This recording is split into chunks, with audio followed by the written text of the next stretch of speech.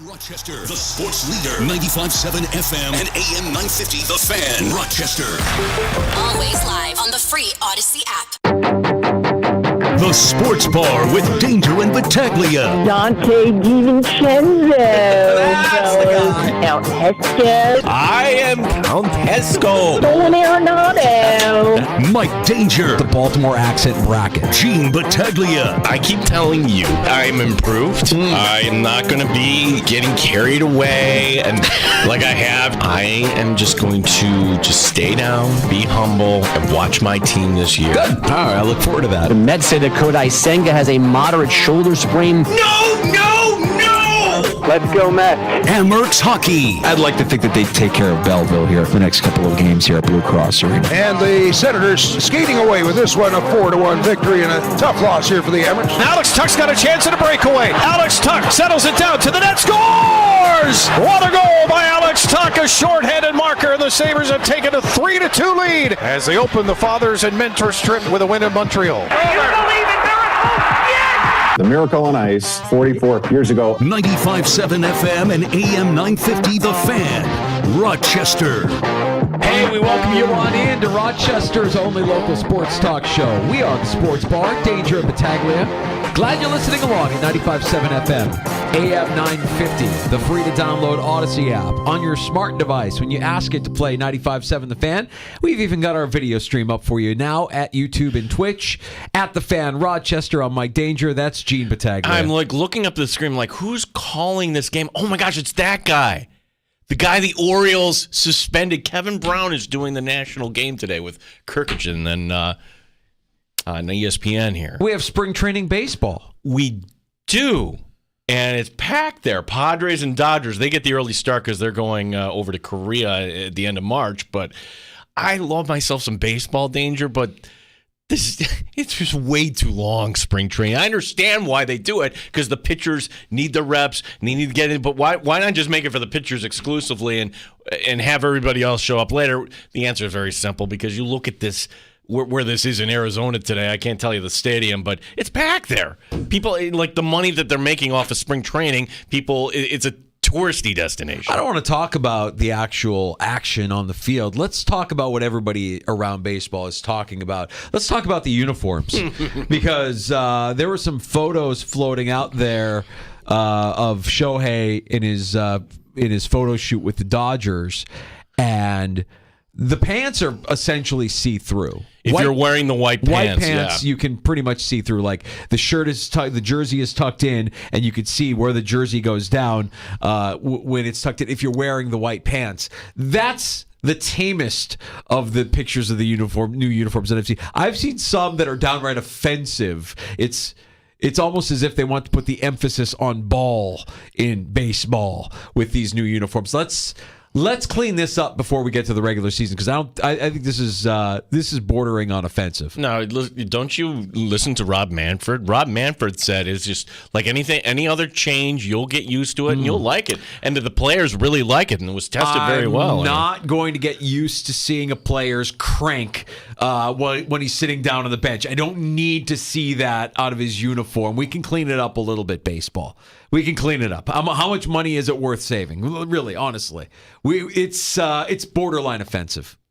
Don't need it. Yeah, I'm looking at these uniforms now, and yeah, it's right. The lettering on the back is just very small and everything. And I guess with everybody's got bigger TVs and everything else, you can see it while you're watching. But for everybody up in the stands, I don't know how you read Bogart's number 2 as he's gonna bat here for the Padres. Well, it's officially underway. Spring training baseball is here.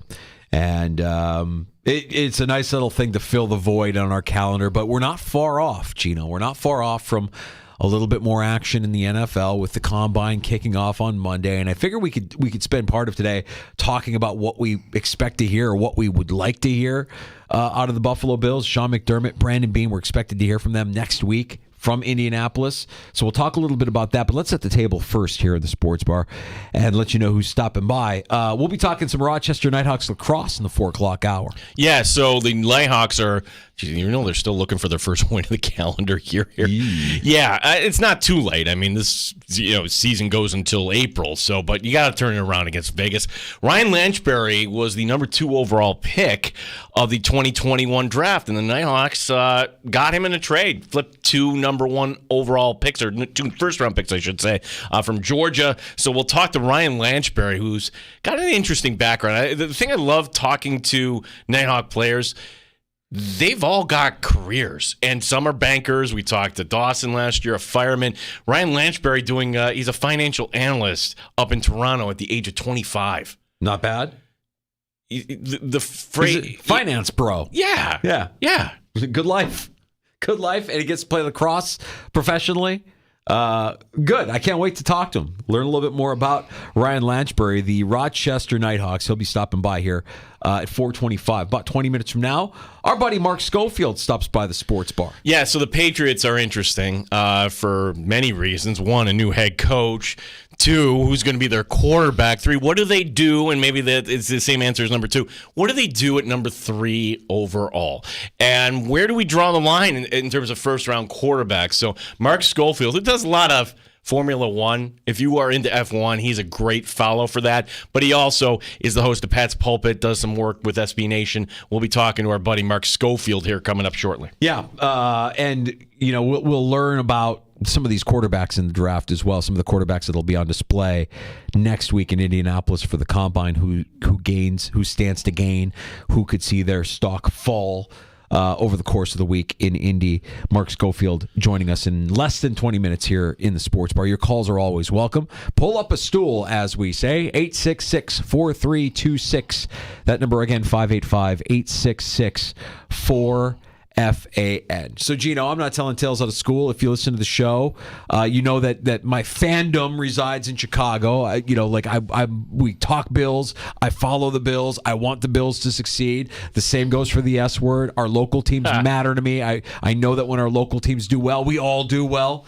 But I'm a Chicago guy first and foremost, and the Bears had a press conference today, and in that press conference, we learned that Matt Eberflus, defensive-minded head coach of the Chicago Bears, will be calling the defensive plays in 2024. Why is that interesting? Well, former Bills defensive line coach Eric Washington was hired by the Bears to be their new defensive coordinator, and he will be their defensive coordinator. However, he will not be calling plays. We learned that today in a press conference with Matt Eberflus. Now, we're expected to hear from Sean McDermott from Indianapolis Monday.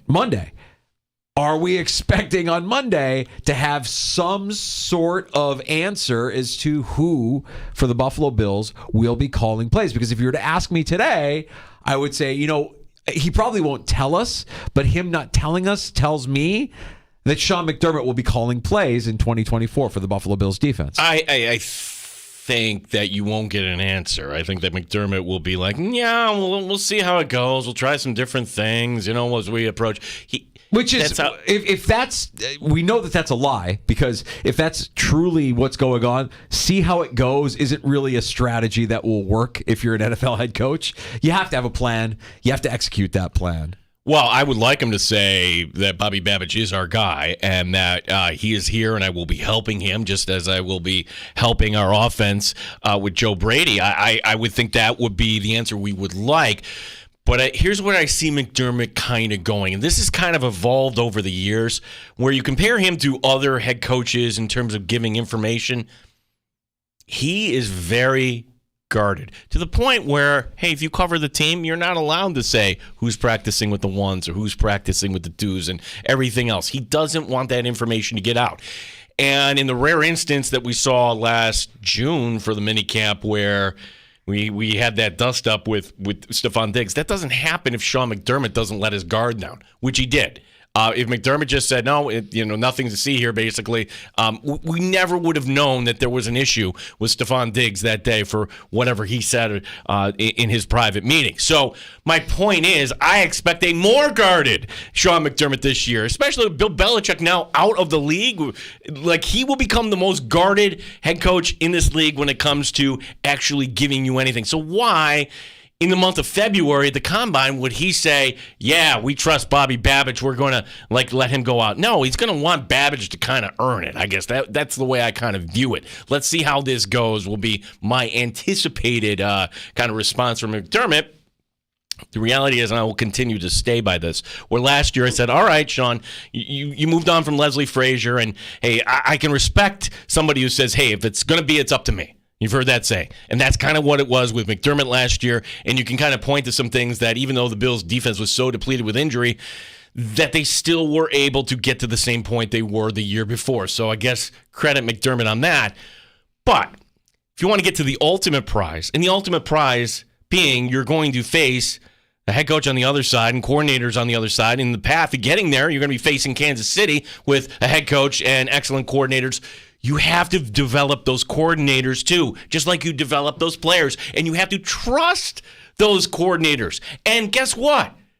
They're going to make mistakes. They will. And you have to defend them, and you have to back them up. You can't be always pulling the ripcord, as you did from Leslie Frazier that one time or multiple times. So to me, Sean McDermott, when he hands the keys over to the car, he has to, Danger. He has to. If he's saying, no, I'm still going to be involved in the play calling, I'm just like, okay, what did we learn here? I think what we know and what we've learned is that it isn't an easy thing for him to trust.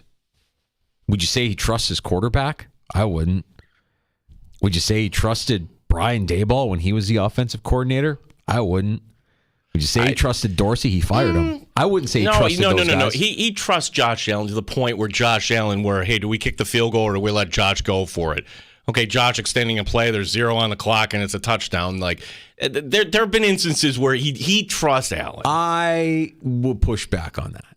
I think Ken Dorsey was Josh Allen's preferred choice at offensive coordinator. And you could argue that maybe that was because Ken Dorsey let Josh Allen rip it on the field and play the way he wanted to play, and he couldn't control, when it was all said and done, he couldn't control Josh Allen. Josh Allen threw way too many picks early in the season. He was just erratic all over the place. The offensive coordinator didn't have a coordinated offense, partially because the quarterback didn't have any discipline. And you bring in Joe Brady, you move on from Dorsey, in part because you don't trust the quarterback. If you give him free reign, he's going to make too many mistakes. We saw it early in the season. So the change from Dorsey, in a way, is a lack of trust in Josh Allen. Josh Allen was the one that said, yeah, I want Ken Dorsey. Ken Dorsey should be our offensive coordinator. And a lot of times you'll make that, you'll give that endorsement because it's a path of least resistance. It's a guy that maybe won't challenge you the way you need to be challenged. And maybe Brady does that more so for Allen, or Allen is just a good Labrador, a good golden retriever who will just say, yes, coach, whatever you need. Well, all right. So where you're bringing up the week 1 game, and I will listen to that. I go back to the 2-minute warning there in the divisional game. Was Josh Allen given the keys to the? I think the Bills trusted him too much in that instance. If you're Sean McDermott and you're just kind of overseeing everything, that's the ultimate in game management situation where 2-minute warning. Okay, this is what we have to do. You have to get in your quarterback's face. You have to kind of go over the plan. That hey, we're going to just the worst case scenario, we're going to kick a field goal and we go to overtime. The best case scenario, we're going to score a touchdown with 10 seconds left on the clock and we get the heck out of here. Well, none of that happened, as we know. And I don't know if Josh Allen was actually coached up in that instance, Danger. So what would you predict if you today, not knowing what he's going to say on Monday, and whether or not we'll learn anything on Monday remains to be seen, but if you had to predict right now whether or not Sean McDermott is your defensive play caller in 2024, what say you? I say that eventually when we get to that kickoff, whenever that would be, and it's not going to be on a Thursday night, we know that, it'll be Bobby Babbage. But McDermott is not going to tell us this right now. He won't tell us this in May. Just like, yeah, we'll see how it goes. We'll try some things out. You don't need to know. You're on a need-to-know basis, and right now... Dude, McDermott's calling the plays. Really? I think he is. I think McDermott's calling the defensive plays in 2024. Wow. I think the guy is incapable of fully handing over the keys to the car to anybody. There's too much at stake. He's tired of the result year in and year out. He's tired of guys like me saying that this team can only get so far with him as the head coach. So he's going to have to prove to everybody that he can do it. And the only way for him to do it is to be in full control of what he can control. And he can control the defensive play calling. He hands that over and it goes badly. Either way, it's on him. Well, I hear you, but like if you're Bobby Babich, he agreed to stay. Bobby Babich was being, who knows who he talked to, but we know there were teams that requested permission to talk, namely the Miami Dolphins and the New York Giants and these other teams in the league. I would think that would be the first question, like, oh, great, I get to stay here. Okay, and the compensation is thing, do I get to call the plays? Because if the answer is no, and maybe Bobby Babich knew that these other opportunities were legit. Why would Eric Washington go to Chicago for the same reason? Because, simple, because he wasn't going to be the defensive coordinator in Buffalo. Yeah, so that is a step up, and that's a step up in pay. You are the defensive coordinator. Same could be said for Babich. I'd rather stay in Buffalo where I know these guys. I've worked with these guys. I didn't know any other team that was pursuing Eric Washington other than the Bears. Yeah. Where else did he? No. Did he? I think he did interview at somewhere. Was it the Giants? Somewhere else. I thought his name was out there for a couple of things. I might be wrong on that. I feel like I remember that. But I guess what I'm saying is, for these guys that have never been a defensive coordinator before, just getting that on your resume is a step, and then you have success to go with that step. And maybe it's not your defense, because it's not. It's Sean McDermott's defense. It's Matt Eberflus's defense, right? But you're a part of it, and you've learned from it. And now you've got this success, even if you're not the play caller. You're watching the play caller. You're learning from the play caller. It's what made Matt Nagy a head coach on the offensive side of the ball, right? Watching Andy Reid call plays in that Kansas City offense, winning with Andy Reid in that offense, got him that job in Chicago all those years ago. I think for them, for whether you're Washington or you're Babich, just having that title means everything. And the responsibility of calling plays is really secondary. If you give it to me, great, but I don't know that because all these head coaches are freaks. They're all control freaks. Well, McDermott right at the top of it. Yeah. And I say this, like the real prep, it's Monday through Saturday. By the time you get to game day, you're talking about a blitz here or there, or like any adjustment, player personnel wise. Okay, wait a second, Dotson isn't getting it. Let's try Dorian Williams. Things like that, a defensive coordinator has to make that call. But in terms of game planning, like, is McDermott going to be drawing up the game plan? No, he should be letting Bobby Babich draw up the game plan, just as Joe Brady would draw up the game plan. And McDermott can, at any time, as a head coach, like, get on the headset. Okay, 3rd and 4. Joe, what are you thinking? Like, McDermott has the right to overrule anybody. So we may be making a lot out of this, where it's going to be Babich, but at some point, at any point, McDermott, I wouldn't have no problem with this. Say, you know what? We've been a little bit too cautious here. Let's send the safety on this next down. Or it could be McDermott just from day one saying, we're going to bring Bobby Babich along, and he's going to be a part of everything, and his job is his job, and his role is well defined, but I will be calling the plays on defense. I feel like that's what McDermott would do. That would be his preference. But he didn't do that last year, though. You go back to last year, was like, wow, it was like right around now. They let go Leslie Frazier, and who's going to be calling the plays? Who's going to be? Well, we'll see how that goes. That was the response back then. He didn't say me. He's not going to say me Monday. So for anybody that expects like the story to kind of move ahead, Danger, you could be right ultimately that it will be McDermott calling the plays. He's not going to tell you that on Monday. No, I'm not expecting him to talk on Monday. I mean, he's going to talk.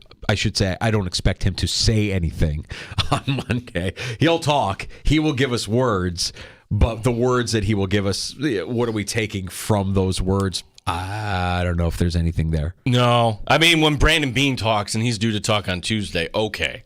Like, see if there's always like some little nugget there. Yes, except we are in the season of lying. And that includes Brandon Beane. That includes Sean McDermott. Brandon Beane does not lie. Sean McDermott does not lie. What are you talking about? Oh, they've been known to tell a fib here or there. A small white lie.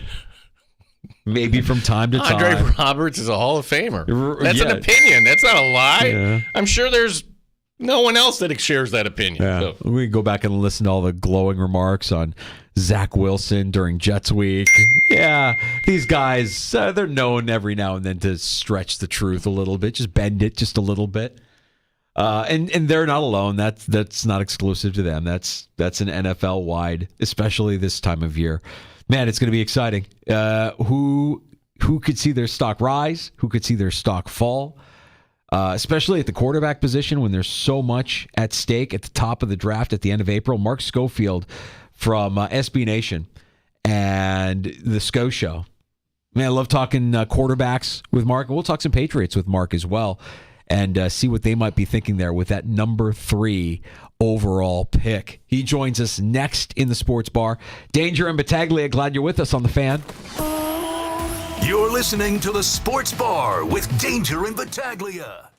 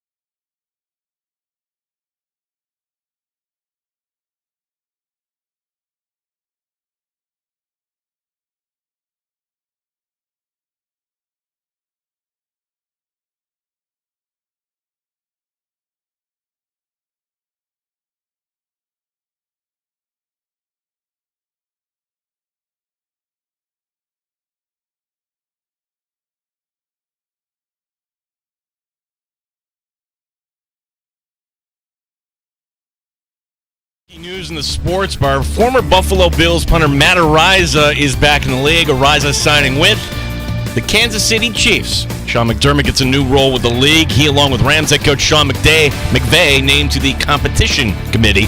Chris Brown offering his thoughts on those jobs are appointed by Commissioner Roger Goodell. So those two will have their first meetings on that committee at the NFL Combine next week. So kind of cool to see some Bills representation there. And I think it's also pretty reflective of the respect that Coach McDermott has garnered around the league in his 7 years as head coach of the Bills. The Amerks are home tomorrow night against Belleville. Rochester falling to the Sens on Wednesday. Sabres get a win in overtime in Montreal. They're in Columbus tomorrow night. Empire 8 playoffs tonight. The men play at Nazareth. Women's basketball, our coverage of Cardinals against Hartwick begins at 6:30. Gene Battaglia, the Fan, Rochester. Straight up with no chaser. You're in the sports bar with Danger and Battaglia on the Sports Leader, 95.7 FM and AM 950 The Fan, Rochester.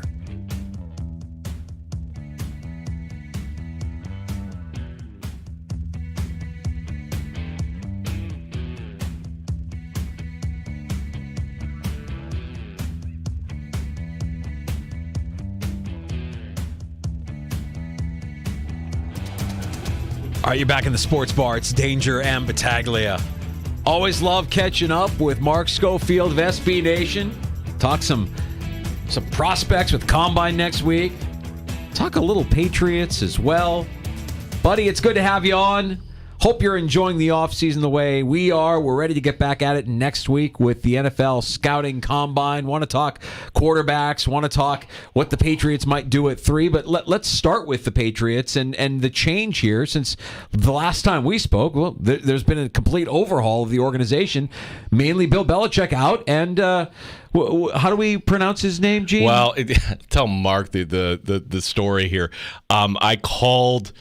So my job was, Mark, at the time, to line up a post-game guest here.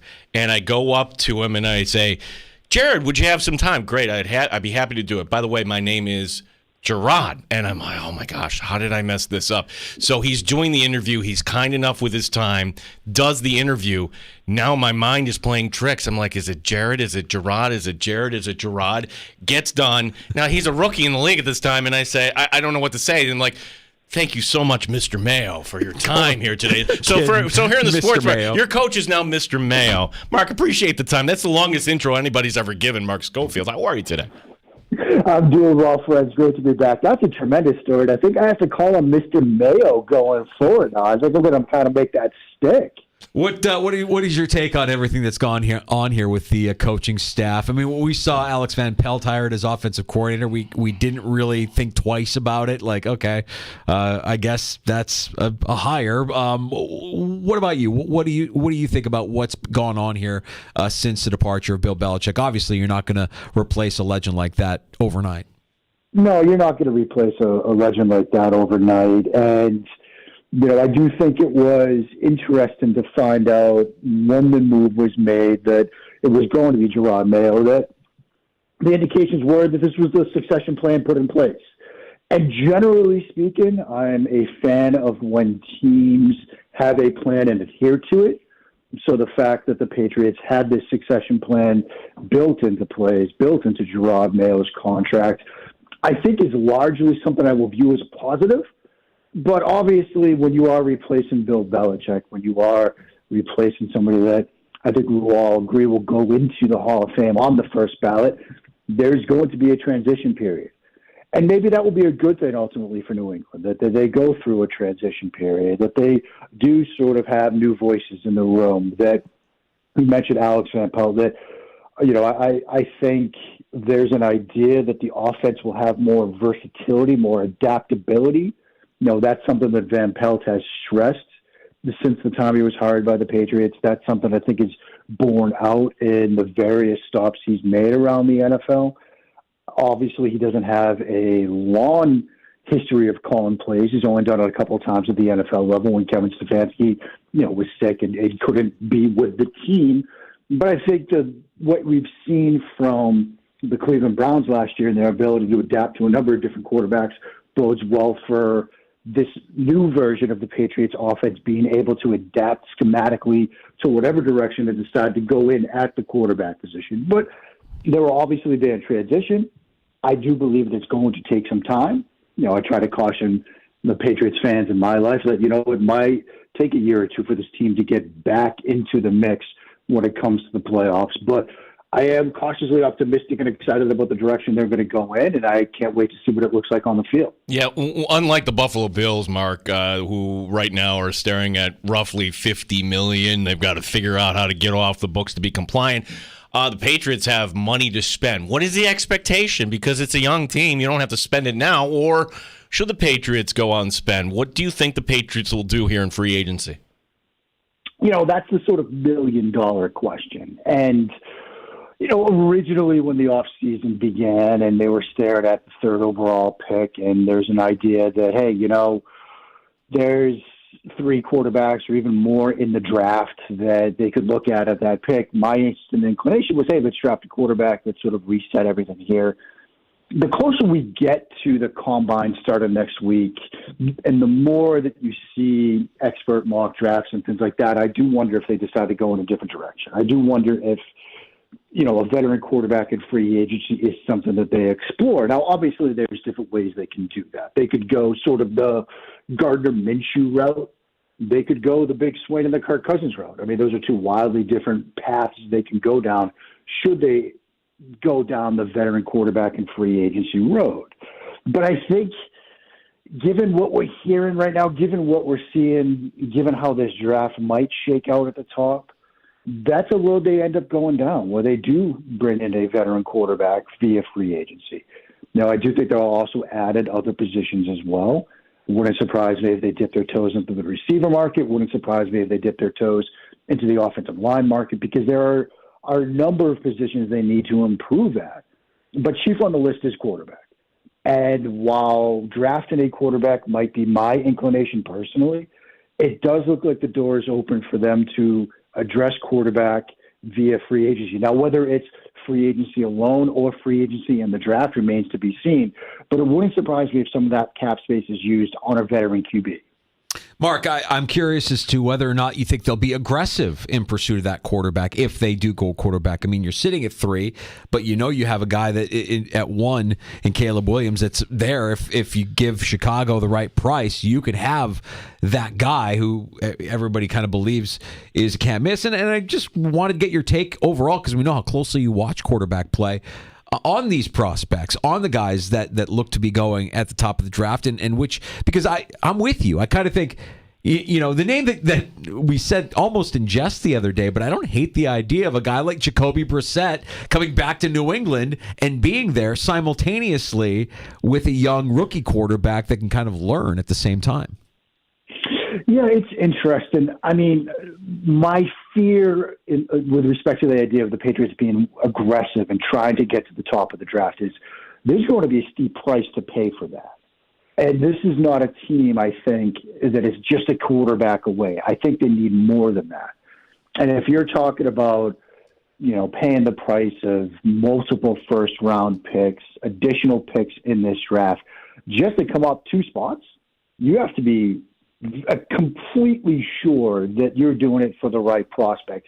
And as we know, we've been talking for years now, there are almost no sure things in the draft, particularly when it comes to the quarterback position. And so as much as I am high on Caleb Williams, as much as I'm high on Drake May, as much as I'm high on Jaden Daniels, that's a big price to pay.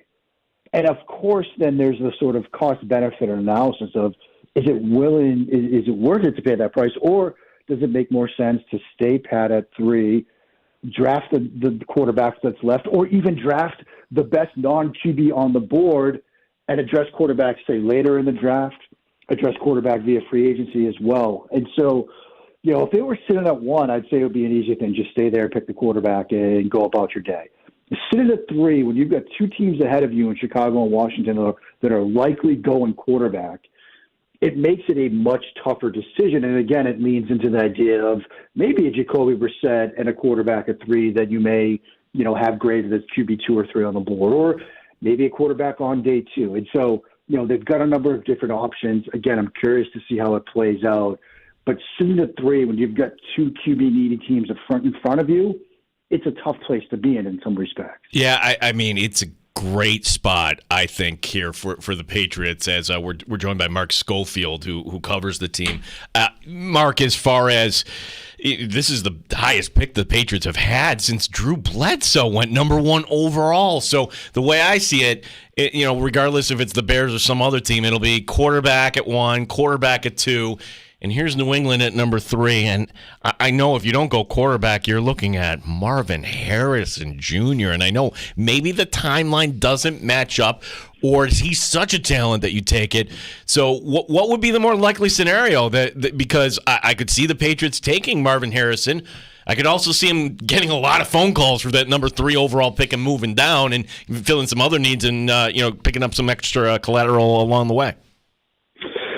Yeah, I mean, there's a number of different directions they can go. And ultimately will come down to their evaluation on this class, on these quarterbacks. But like you said, if it is, let's just say in a hypothetical world, Caleb at 1 to Chicago, Drake at 2 to Washington, there are teams that will have and do have Jaden Daniels at or near the top of their quarterback boards.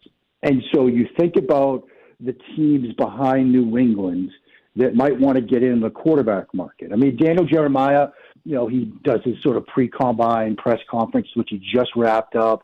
He had his pre-combine mock draft. He had 4 quarterbacks in the top 8, including J.J. McCarthy. And when he did that, the other thing that he did as well was New England isn't drafted a quarterback. When he put together his mock draft with 4 quarterbacks in the top 8, he's got New England going in a different direction at 3 with Marvin Harrison Jr. And you can, in a sense, understand that when you look at Harrison, when you look at his ability to play both inside and outside, when you look at what teams like Michigan had to do against him to try to, eliminate or at least, tamp down the production he could put on the field against them, that's a receiver that can step in day 1 of the NFL and contribute. And I've seen other mock drafts that have them either trading down or Joe Alt, the tackle from Notre Dame. There's a number of different pathways available to them. There's even a scenario where, they slide back, they pick up additional picks, and they still draft a quarterback a little bit later in the first round, or maybe get 2 picks in the first round out of it. And so there's a lot of pathways available to them. They have a ton of different options. And with respect to being 3rd overall in the draft, while it may not be advantageous looking at just the quarterback position, I think, as you said, sitting 3rd overall and having potentially the option to either trade that pick or draft the best non-QB on the board, that does put them in a pretty good spot. I want to talk a little bit more about a name you just mentioned. And at quarterback prospects as a whole, Mark, the guy that is intriguing to me, and we all kind of agree that wins aren't a quarterback stat, but quarterback wins are everything. It's a high standard, but if you're a winner, there's something there. There's something to that, and I guess that's what makes J.J. McCarthy intriguing to me. Talk me off this ledge. Will J.J. McCarthy be that sought after, given that during his time at Michigan, all the guy did was win? It certainly feels like, as we head into the combine, the quarterback that's rising is J.J. McCarthy. And I always sort of remind people that what might be sort of, quote, rising in the media space might be us just sort of catching up to where the league is, because I do feel that when it comes down to it, teams are going to talk themselves not just into the wins, not just into the results at Michigan, but the traits as well. It's not like he needed to do a ton at Michigan because he did have, a very good defense that he was playing with. But when he was asked to step up, he performed well. He also flashed some incredible athleticism throughout his career at Michigan, as well as in the playoff and the run to a national title. There were moments throughout this season. I remember one throw he had a post route over the middle against Michigan State where he put it on an absolute rope, where I was convinced, okay, the league is going to look at him as QB3. Now, maybe the league does come back to that idea, or maybe he ends up QB4, but it does feel like as we get closer to the combine, NFL teams are going to look not just at the results, but some of the specific traits, the velocity, the athleticism, the things that we seem to value at the position more and more each year. and say, look, this is not just a first-round quarterback. This is somebody that is going to come off the board early in the first round. And there are a number of people whose opinions I trust. But when I see Daniel Jeremiah, who was at the top of that list, put him in the top 10 in a mock draft, I certainly perk up myself. And I do think that the league is going to end up seeing him the same way. Mark, a quarterback that we're familiar with because he's been in the league, but it kind of goes hand in hand with the draft here. The Bears, what do they do with Justin Fields? What kind of package could they get here? Could you get a first-round pick for Fields, knowing that, all right, he's shown a little bit, but that's a quarterback you're going to have to make a decision rather quickly if you want to pay or not? Yeah, I still think it'd be hard to get a full-on first-round pick in return. I think it's going to be more likely that you see some combination of picks and likely conditional picks. If Sam Darnold's got a 2 and a 4, which I think was a bit of an overpay, when I look at Fields and the fact that, as you said, look, you're going to have to make a decision on him pretty quickly in terms of, do you pick up that fifth-year option? What are you going to do with him contract-wise going forward? I think it's probably, I've put out there a third and a fifth, with that third being conditional. If he hits a number of starts or some other metrics production-wise or else, another way to do it, that bumps up to a second. But it's hard to see, given the quarterbacks that are coming out right now, given the fact that, look, he's not going to be the only option available, it's hard to see a team giving up a first for Justin Fields. As much as I liked him coming out of Ohio State, and look, I'll be honest, if he ends up being the sort of veteran quarterback that New England looks at, I wouldn't be ashamed. I wouldn't be disappointed. I'd be excited about that, but I still wouldn't want to see New England give up a first to do it.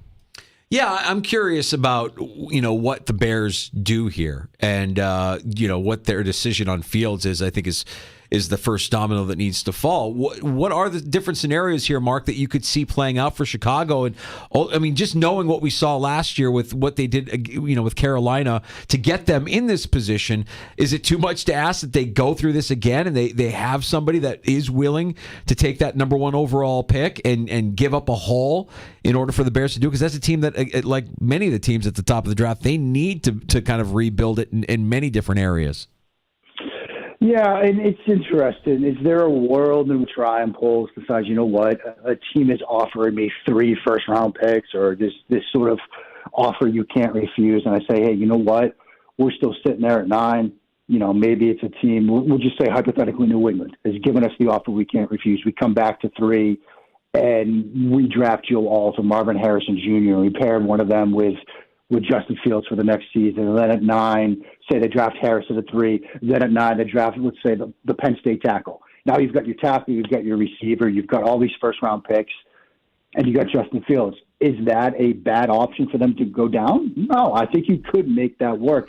The one tricky point here is that, at least right now, there doesn't seem to be that much excitement about next year's quarterback class. And for example, last year when they made that trade with the Panthers and they pick up the additional first-round pick, there was that thought in the back of their mind that, look, you know what? If it doesn't work out with Justin Fields, we'll now have 2 picks in the first round. We can go get the guy in next year's class, being this year's class. And you knew of Caleb Williams. You knew of Drake May. And so you at least thought, okay, if it doesn't work with Fields, we've now got the draft capital. We can get one of those guys. Now you're sitting at 1. And there's not that same belief in next year's quarterback class. Now, we always see somebody rise. This year it was Jaden Daniels. Other years it's been, quarterbacks like Joe Burrow who have risen up boards, Mitchell Trubisky who rose up boards. And so there will probably be somebody when we get to this time next year that will have risen and there will be excitement about. But that is something to keep in mind if you're Chicago. You have to be at least confident that there will be somebody in next year's class or a way to address quarterback in next year's class if you go down this road of keeping Justin Fields.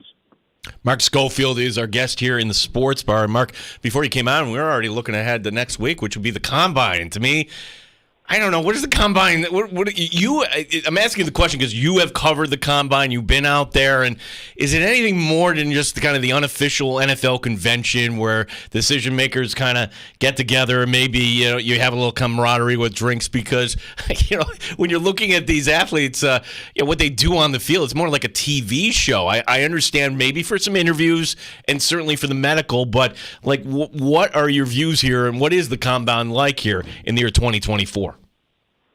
I mean, in many ways, it's sort of the official start to the off season because, I haven't been out there a couple of times now. I remember being out there when it was clear, when the Rumblings were at prime and at Elevation and all the other high velocity, and all the other night establishments people congregate at. But Tom Brady wasn't coming back to New England. I mean, I remember that night like it was yesterday when it was clear amongst the Boston media members that, okay, we're entering a whole new world starting tomorrow morning. And so you're going to hear some stories coming out of Indianapolis next week about franchise tags and free agency movements and things like that as we get closer and closer to the true kickoff of the league free agency year, which starts with, of course, the wonderfully named legal tampering period, which I will never truly understand. But the other thing to keep in mind is this, you mentioned the interviews, you mentioned the medicals. The stuff we see on TV will matter for some players. Testing will matter for some players. Even, interview sessions at the podium, at the, in the convention center will matter for some players. But what ultimately I think matters most are those individual meetings with teams when, the scouting staffs and the coaching staffs in the front office can sit down with players and talk through the things they want to talk through, and the medical testing. And you think about a player like Michael Penix Jr. with 4 seasons that were cut short due to injury, two ACLs, 2 shoulder injuries. Medical testing is going to be huge for players like Michael Penix Jr.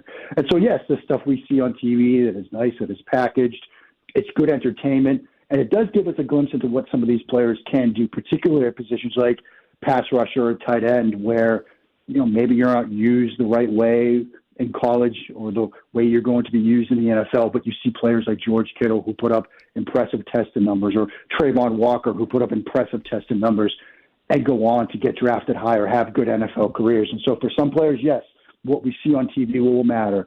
But for many players, it's what we see behind the scenes that matters the most. Any players fresh from the Senior Bowl, any players heading into Indianapolis that you think we could see their stock rise based on how it all goes for them next week? Yeah, the Toledo cornerback, Quinton Mitchell, he's fantastic. And he had a tremendous Senior Bowl. He's certainly rising up boards. Roman Wilson, the wide receiver out of Michigan. Ricky Pearsall, the wide receiver from Florida. I think both of those receivers helped themselves down in Mobile, and I would expect them to perform pretty well. But, yeah, the Toledo corner is getting a lot of excitement right now. Talking to some people that were down in Mobile that got a chance to see him up close and talk to him as well. There's a lot of excitement about him, and I think if he has a good week in Indianapolis, he's somebody that you're going to hear a lot more about as we get closer to the draft. So, Mark, as we wrap up here, and if you want F1 coverage, Mark is your guy. Did you go out to Vegas for that? I did not get out to Vegas. Unfortunately, scheduling-wise, things didn't quite work out for me to get out there. Hopefully, I'll get out there this year as well as getting down to Miami and Austin. And who knows, I might be able to get to a race overseas as well this year. I got my fingers crossed there that things are going to work out. But F1 preseason testing is underway. We got 2 days in the books of action out in Bahrain. We get the 3rd day tomorrow, and then it starts for real next week. So getting excited about that too. I got a lot of stuff I try to juggle this time of year, and with the combine and the F1 season getting kicked off, it's a busy time for me, but it makes it fun every day. Following you on X, best route to get more of your work, Mark. What do you say? There you go. On X, at Mark Schofield. On Threads, at Mark Schofield 3916. Easiest way, of course, just check out SBNation.com every day. Mark, appreciate it, and let's do this again before the draft. Really appreciate your time today. Looking forward to it already, my friends. Have a great afternoon. Thanks, Mark. There he is. He's the best. Mark Schofield. You can check his work out at SB Nation. He's worth a follow on X as well, at Mark Schofield. Do we have, is this finally the year? We talk about this every year where you get quarterback. The Patriots are going to get calls about that 3rd overall pick. I think it actually could happen. Yeah, sure. What's Chicago doing? And what the wait is almost done. I mean, it'll be next week. By next week, he's right. There will be, Chicago has a plan. They know what they're going to do. This is their plan. They're going to execute their plan. Well, I would say this. What purpose would it serve if you're not getting a 1st-round pick? Like, you could take that 2nd and 3rd in 2025 for wait for the Fields team. you're talking about? Yeah. Like we have this expectation that the Fields deal this time next week. Okay, great. And I'm less worried about the Fields deal and more what they can get for number 1 overall. Like if they get a team desperate to get to number 1 overall. Like Carolina did. Right. I like that. And if that means you keep Fields, I can live with that too. I don't know that Fields is worth what he's going to command in terms of a salary, but I'm willing to suspend belief for another season if he sticks around with a new offensive coordinator. And let's play it out. But yeah, it'll become a little bit more clear once we get into Indianapolis and these GMs and head coaches and prospects all start talking. You get a better sense of what that roster might look like, what that draft board might look like. Love Schofield joining us to kind of share his thoughts on not just what the Patriots could do there with the number 3 overall pick, but just his overall thoughts on the quarterback prospects, other prospects that we're going to see in Indianapolis as the offseason in the NFL rolls on. We got some takes on tap next, and you mentioned a bit of breaking news. Yeah. I don't want to bury it. We'll talk a little bit more about the Punt Gods' new team. Yeah, if I'm Tommy Townsend, I'm getting my resume ready. If you ever like, who does he punt for? Oh yeah, where Matt Ariza ended up. That's interesting. I actually have a text. Somebody went to the Ammer game last night. Texted me and texted you, Danger. I'm like, ooh, this is interesting. We'll kind of get into that. And why, when it's your time, you actually should kind of do the right thing and step aside. You got to know what your exit plan is here. You have to have an exit strategy. Always. I've got a take on a very, very, very lucrative business in our country that is exploding year over year over year. It's an industry that's become kind of close and near and dear to my heart, and I'll explain. We'll also talk some Rochester Nighthawks with Ryan Lanchbury, who joins us at 4:25. You can join us at 866-4326. This hour of the Sports Bar is brought to you by the Farmer's Dog. Fresh, human-grade dog food delivered right to your door. You're listening to the Sports Bar with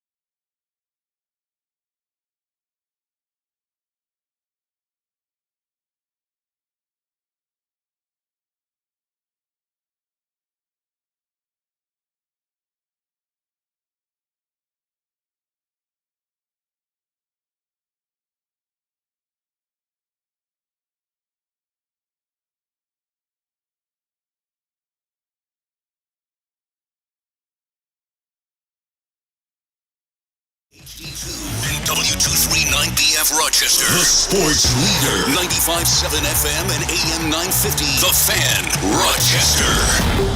Always live on the free Odyssey app. The Fan, Rochester. Sports update. Former Buffalo Bills punter Matt Araiza has a new job in the NFL. Araiza signing today as a free agent with the Kansas City Chiefs. Sean McDermott gets a new role with the league. McDermott, along with Rams head coach Sean McVay, named to the competition committee. The Amerks home tomorrow night against Belleville. Head coach Seth Thappert breaks down on what happened in last night's loss. In the third period, they capitalized on a few of our mistakes, and we didn't do a good enough job of capitalizing on their mistakes. Now, I thought we created enough in our ozone movement. We didn't finish. We had some really good looks, and we put ourselves in some good spots that we didn't take advantage of. Sabres tomorrow night in Columbus. Empire 8 playoffs tonight. Men's side, Fisher is at Nazareth. We'll have the women's action tonight. Cardinals hosting Hartwick. Our coverage will begin at 6:30. Gene Battaglia on the sports leader, The Fan, Rochester.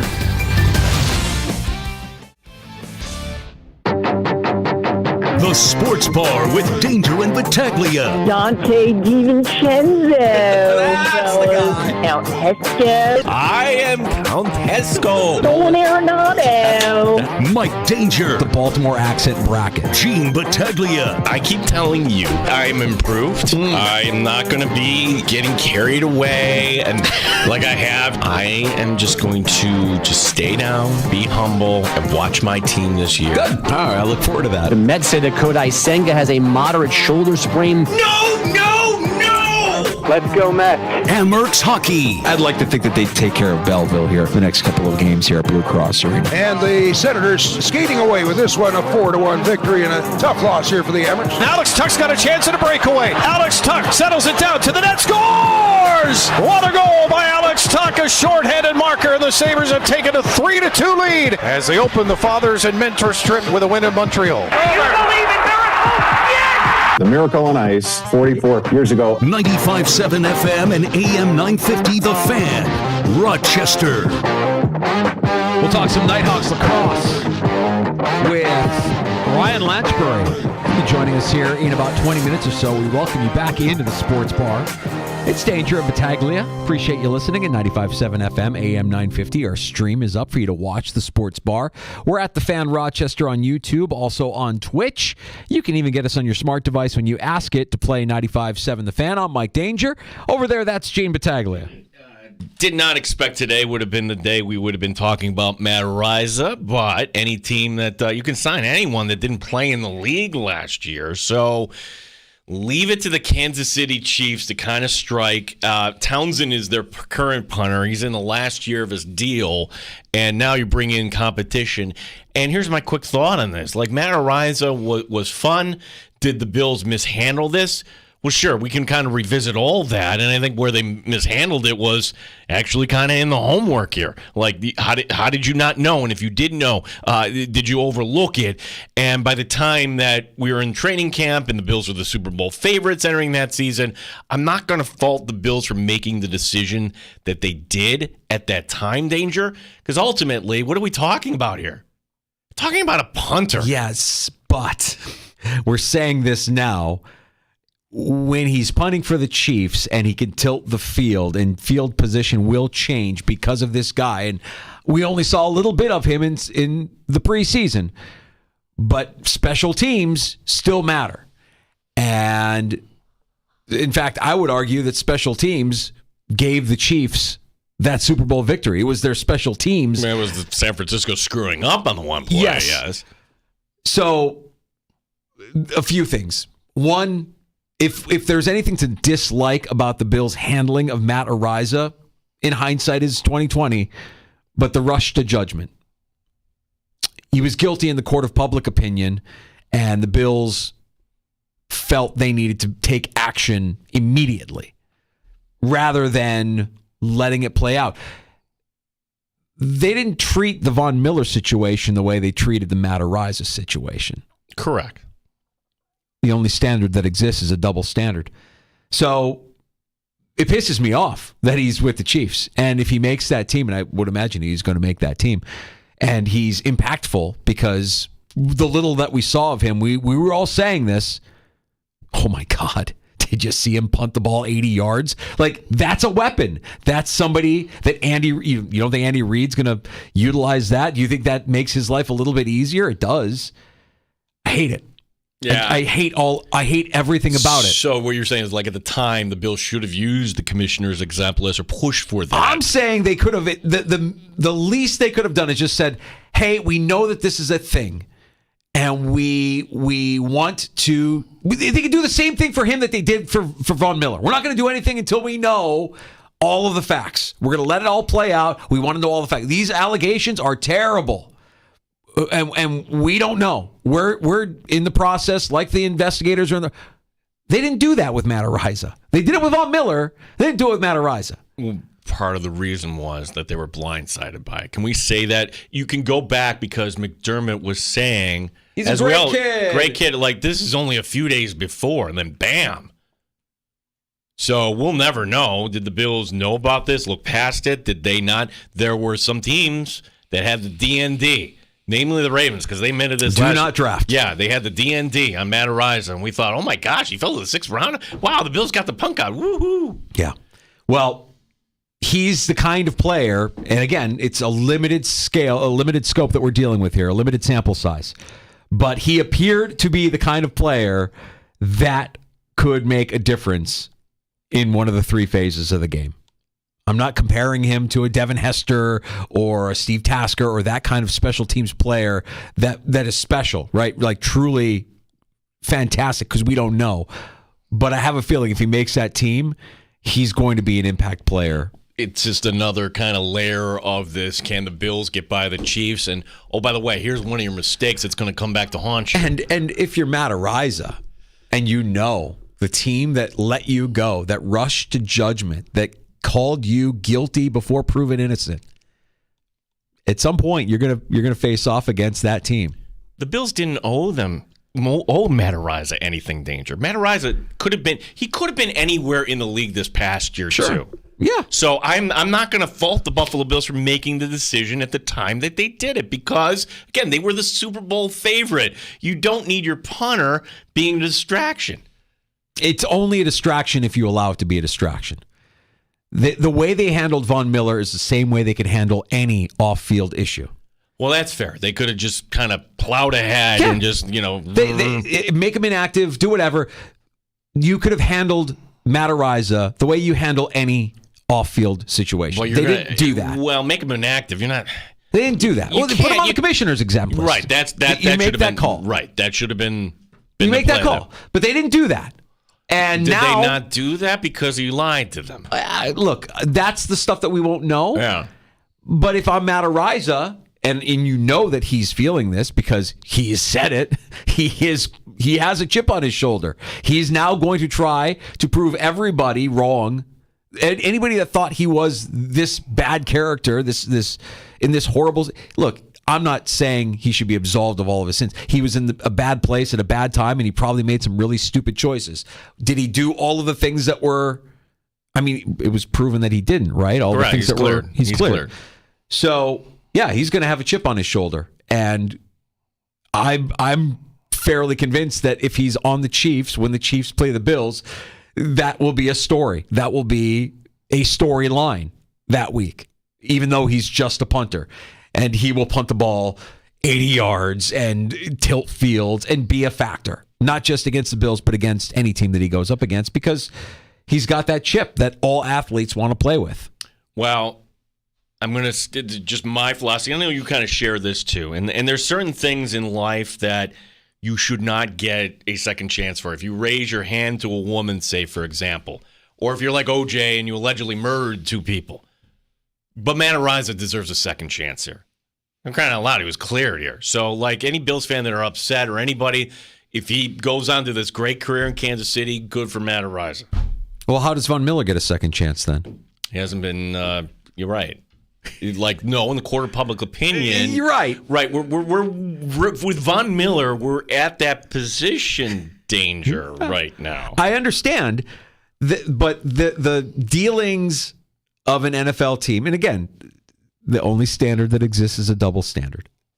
you could have dealt with Ariza the same way you dealt with Von Miller, the same way you've dealt with any other off-field incident with any of your players. So should the Bills have pressed the league for Von Miller to go on the exempt list? I think right now the Bills would love to press the league on getting Von Miller suspended to void his contract. Yeah.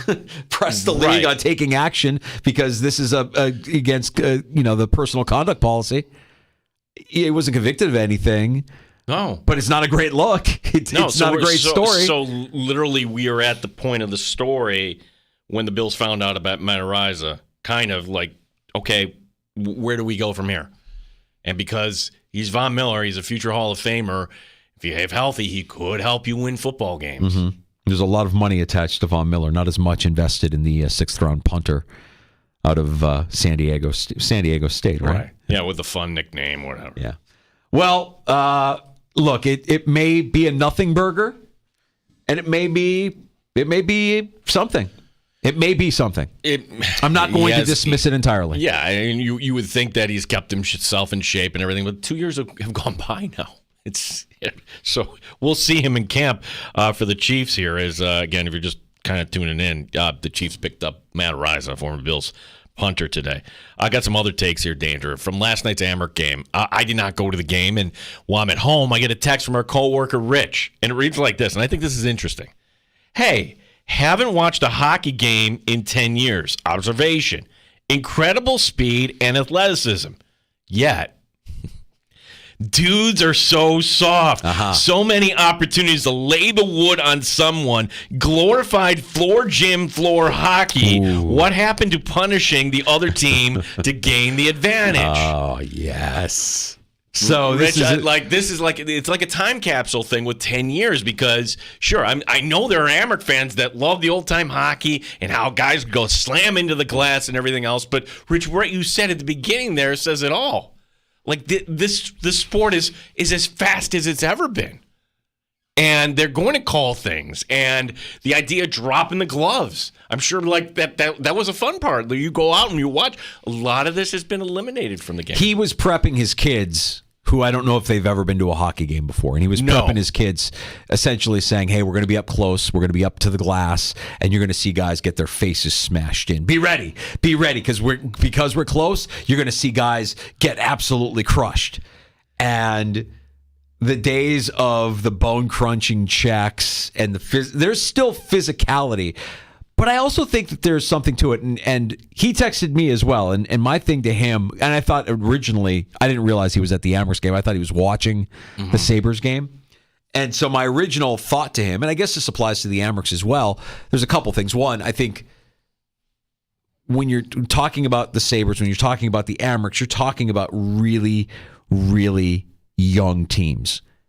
And specifically with the Sabres, a team of kids playing in a league of men. It's tough. It's really, really tough. They don't have that veteran presence. They don't have that veteran toughness. I know they tried with some of their moves, Johnson and Clifton. No, and even a guy like Roy Fitzpatrick, who's close to the game, all but said to us yesterday when we talked to him, they probably could have done more in the offseason to bring in some more veteran help, to bring in some guys that can add that grit, that toughness, that ability to hang with the men of the NHL. Most of these teams, these contending teams, have just men, not boys, men. And the Sabres are still boys. And the Amherst are still young as well. We're talking about 19-year-old kids in the case of Kulik and Roseanne. Well, I'm going to give you a take here, and I'm sure there's going to be some hockey people that would disagree. Maybe Seth Appert would disagree here, but I'm going to put it in this context here. They talk about baseball having the unwritten rules, and that's true. Hockey has a ton of them, too. Yeah. Don't step on the logo in the dressing room. Don't call it a locker room. It's a dressing room. Hey, what are you doing hitting a slap shot into an empty net? There you go. Cross-check in the back. You deserve that. Here's another unwritten rule, okay? It's a Wednesday night in February. The level of play for both teams, and again, for the Amherst, you played Sunday, Monday, here we are Wednesday. You're not going to be throwing your body into it. Now, if this were a best of 5, if this is the Calder Cup playoffs, in the NHL, if it's the Stanley Cup playoffs, hockey is the one sport where, wow, there's a huge difference between regular season hockey and postseason hockey, and I think that's kind of an unwritten rule too. Sure, yes, the postseason takes on a life of its own, but you don't have to look far in the NHL to find postseason intensity on any given night. You can find it. We don't see it because we watch the Sabres primarily, but it's out. It's out there. Okay, maybe that's it's out there. I mean, if you were watching any of last night's game between Edmonton and Boston, I mean, like, come on, that's high level NHL hockey. And it's not what you see when you watch the Sabres and the Canadiens on a Wednesday night.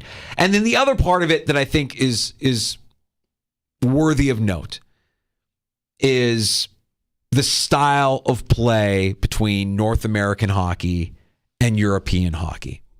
And you have a lot of European prospects and a lot of European hockey players within this organization. And it's just less physical. It's more finesse. It's more skilled.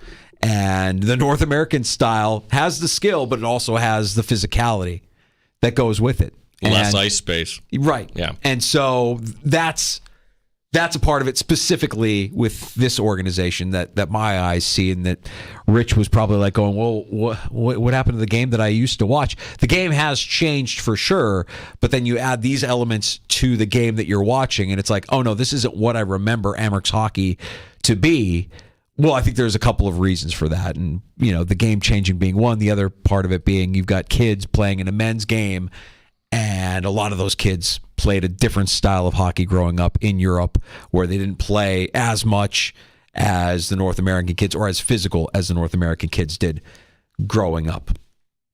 You hear me talk about FanDuel here all the time. And I enjoy sports betting, Gino. It's no secret. Mm-hmm. It's rare when a day goes by and I'm not playing something. And I know there will always be objections. I can hear my wife rolling her eyes at me when I talk about it.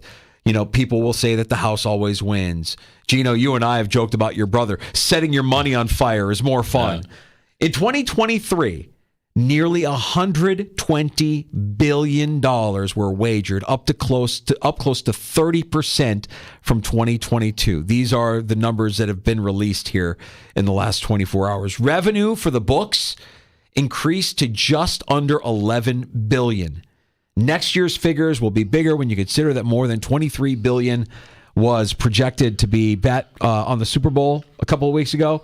When Texas and California get on board with legalized sports wagering, the numbers will continue to rise. So why? Why do it? Why tweet during a game? Because it's fun. That's why.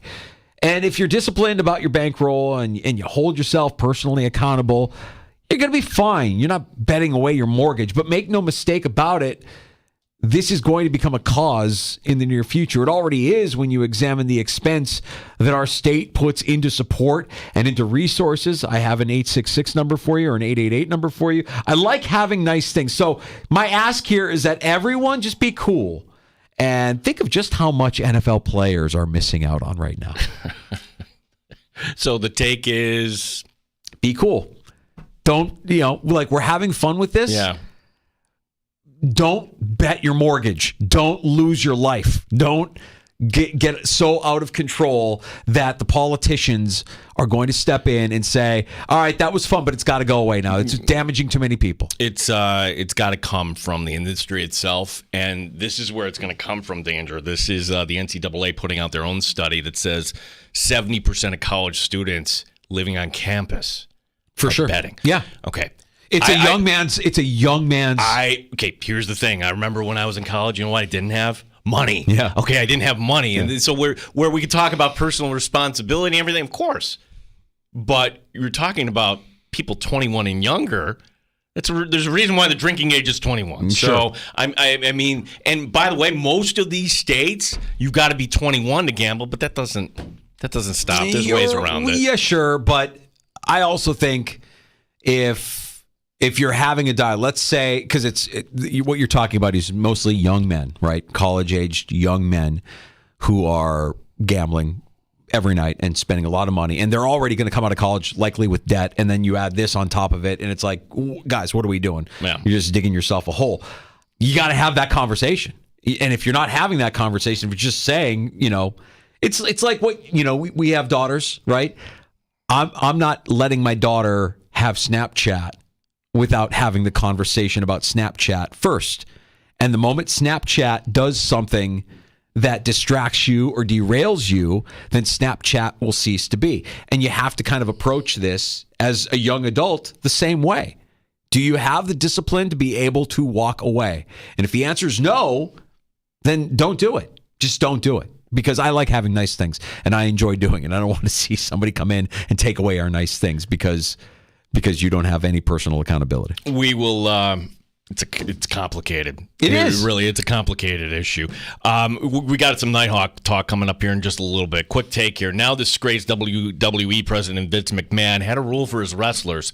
He called it doing the honors. When your time was up, when you're going to get written off, do the right thing. This is your job. Do the honors. Apparently, longtime Alabama football voice Eli Gold. And by the way, Eli Gold, he's kind of the gold standard when it comes to college football and everything. Well, he doesn't subscribe to that. Mike Rodak. Remember Mike Rodak? That's our buddy. Yeah, he's covering now Alabama football, and he was the first to report that Eli Gold was fired. The school wanted him to say he was retiring, to give the 70-year-old a proper send-off. Gold wanted none of it, following up, quote, I am not, N-O-T, not retiring. The university has chosen, as they say, to go in a different direction, and certainly they're right. Eli didn't travel last season with the exception of the Iron Bowl. What did he expect? Just to call the home games and keep doing this? Like, look, Eli, I can appreciate that, but good luck finding another school that's going to let you only call the home games. Yeah, that's a pretty good gig. And so his beef is that they're telling him, hey, let's make this appear as if you're retiring, and it happens all the time. Right? Like, hey, we're gonna move on in a different direction. Time for you to step aside. And I can understand the school's point is like, wait a second, why are we paying two people to do one job here, essentially? We still got some time. We're not close to 70 yet. We still got some time. Well, you and I are two people that do like 20 jobs, so that's how we're keep staying around here. I am not retiring. I am N-O-T, pal. Not retiring. We'll get to some Nighthawks lacrosse next. Ryan Latchbury of the Rochester Nighthawks stops by the sports bar next. Your phone call is always welcome. Pull up a stool. 866-4FAN. 585-866-4326. You're listening to the Sports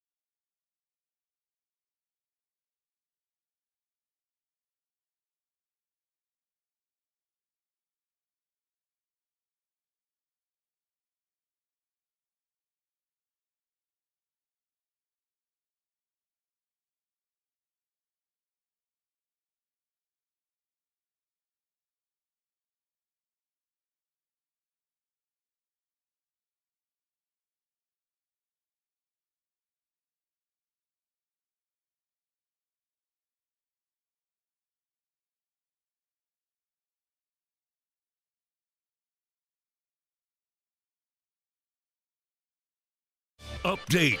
Former Buffalo Bills punter Matt Araiza is back in the NFL. Araiza today signing with the Kansas City Chiefs. Sean McDermott gets a new role with the Bills head coach, along with Rams head coach Sean McVay, named to the competition committee. Chris Brown today offering his thoughts. Those jobs are appointed by Commissioner Roger Goodell, so those two will have their first meetings on that committee at the NFL Combine next week. So kind of cool to see some Bills representation there, and I think it's also pretty reflective of the respect that Coach McDermott has garnered around the league in his 7 years as head coach of the Bills. The Amerks home tomorrow night against Belleville. Sabres getting a win last night in Montreal. They are in Columbus tomorrow night. 12 games in the NBA tonight, including the Knicks hosting Philadelphia. Empire 8 playoffs tonight. St. John Fisher men at Nazareth. We'll have the women's game. The Cardinals hosting Hartwick. Our coverage will begin at 6:30. Gene Battaglia, the sports leader. The Fan, Rochester. Top Shelf Sports Talk. You're hanging out in the sports bar with Danger and Battaglia on the Sports Leader, 95.7 FM and AM 950, The Fan, Rochester.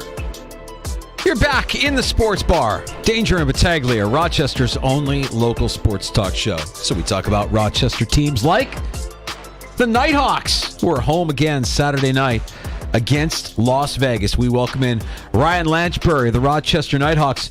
Ryan, how are things going? Thanks for joining us this afternoon.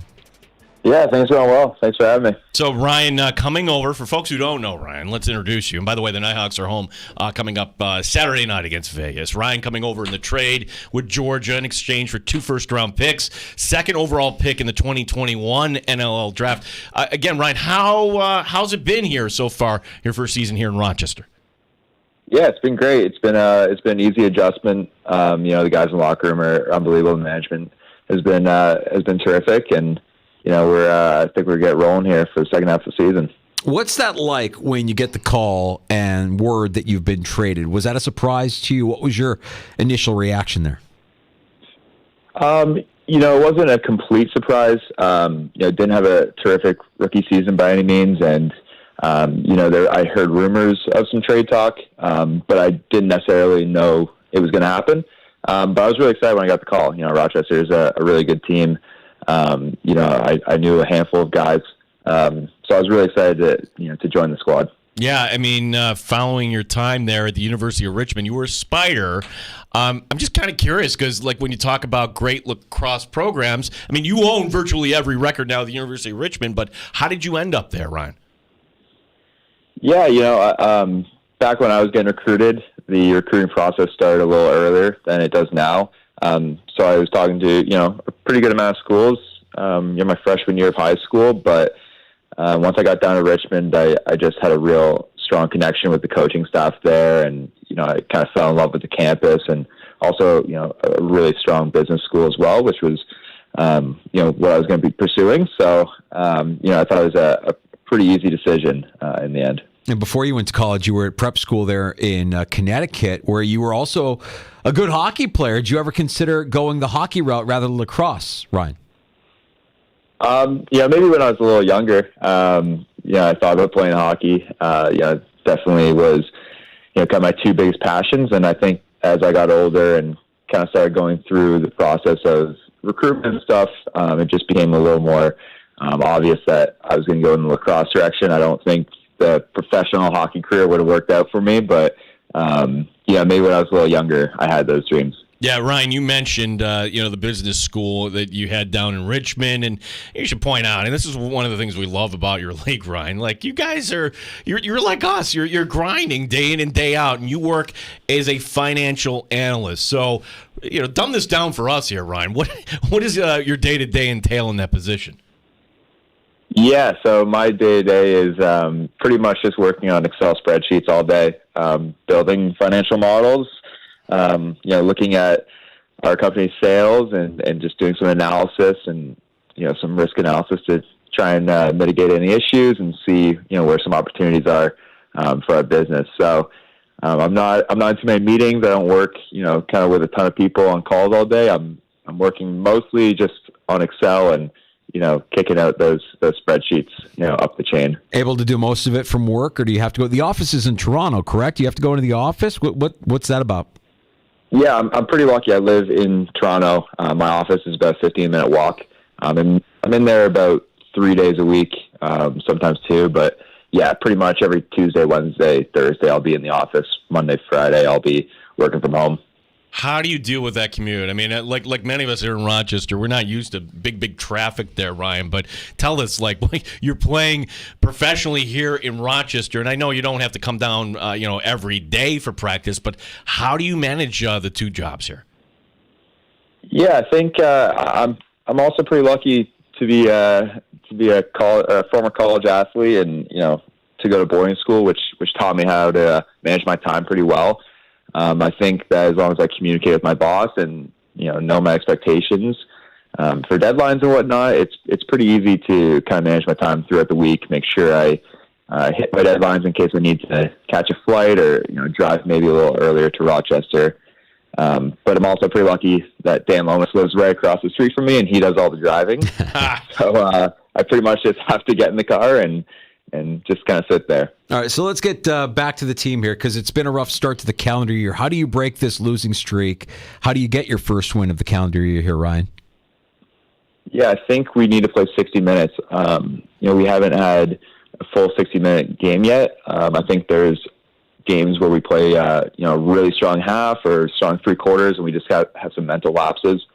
So I think we just need to find a way to start out strong. And the good thing is I think that on both ends of the floor, it's just little small details that we need to fix.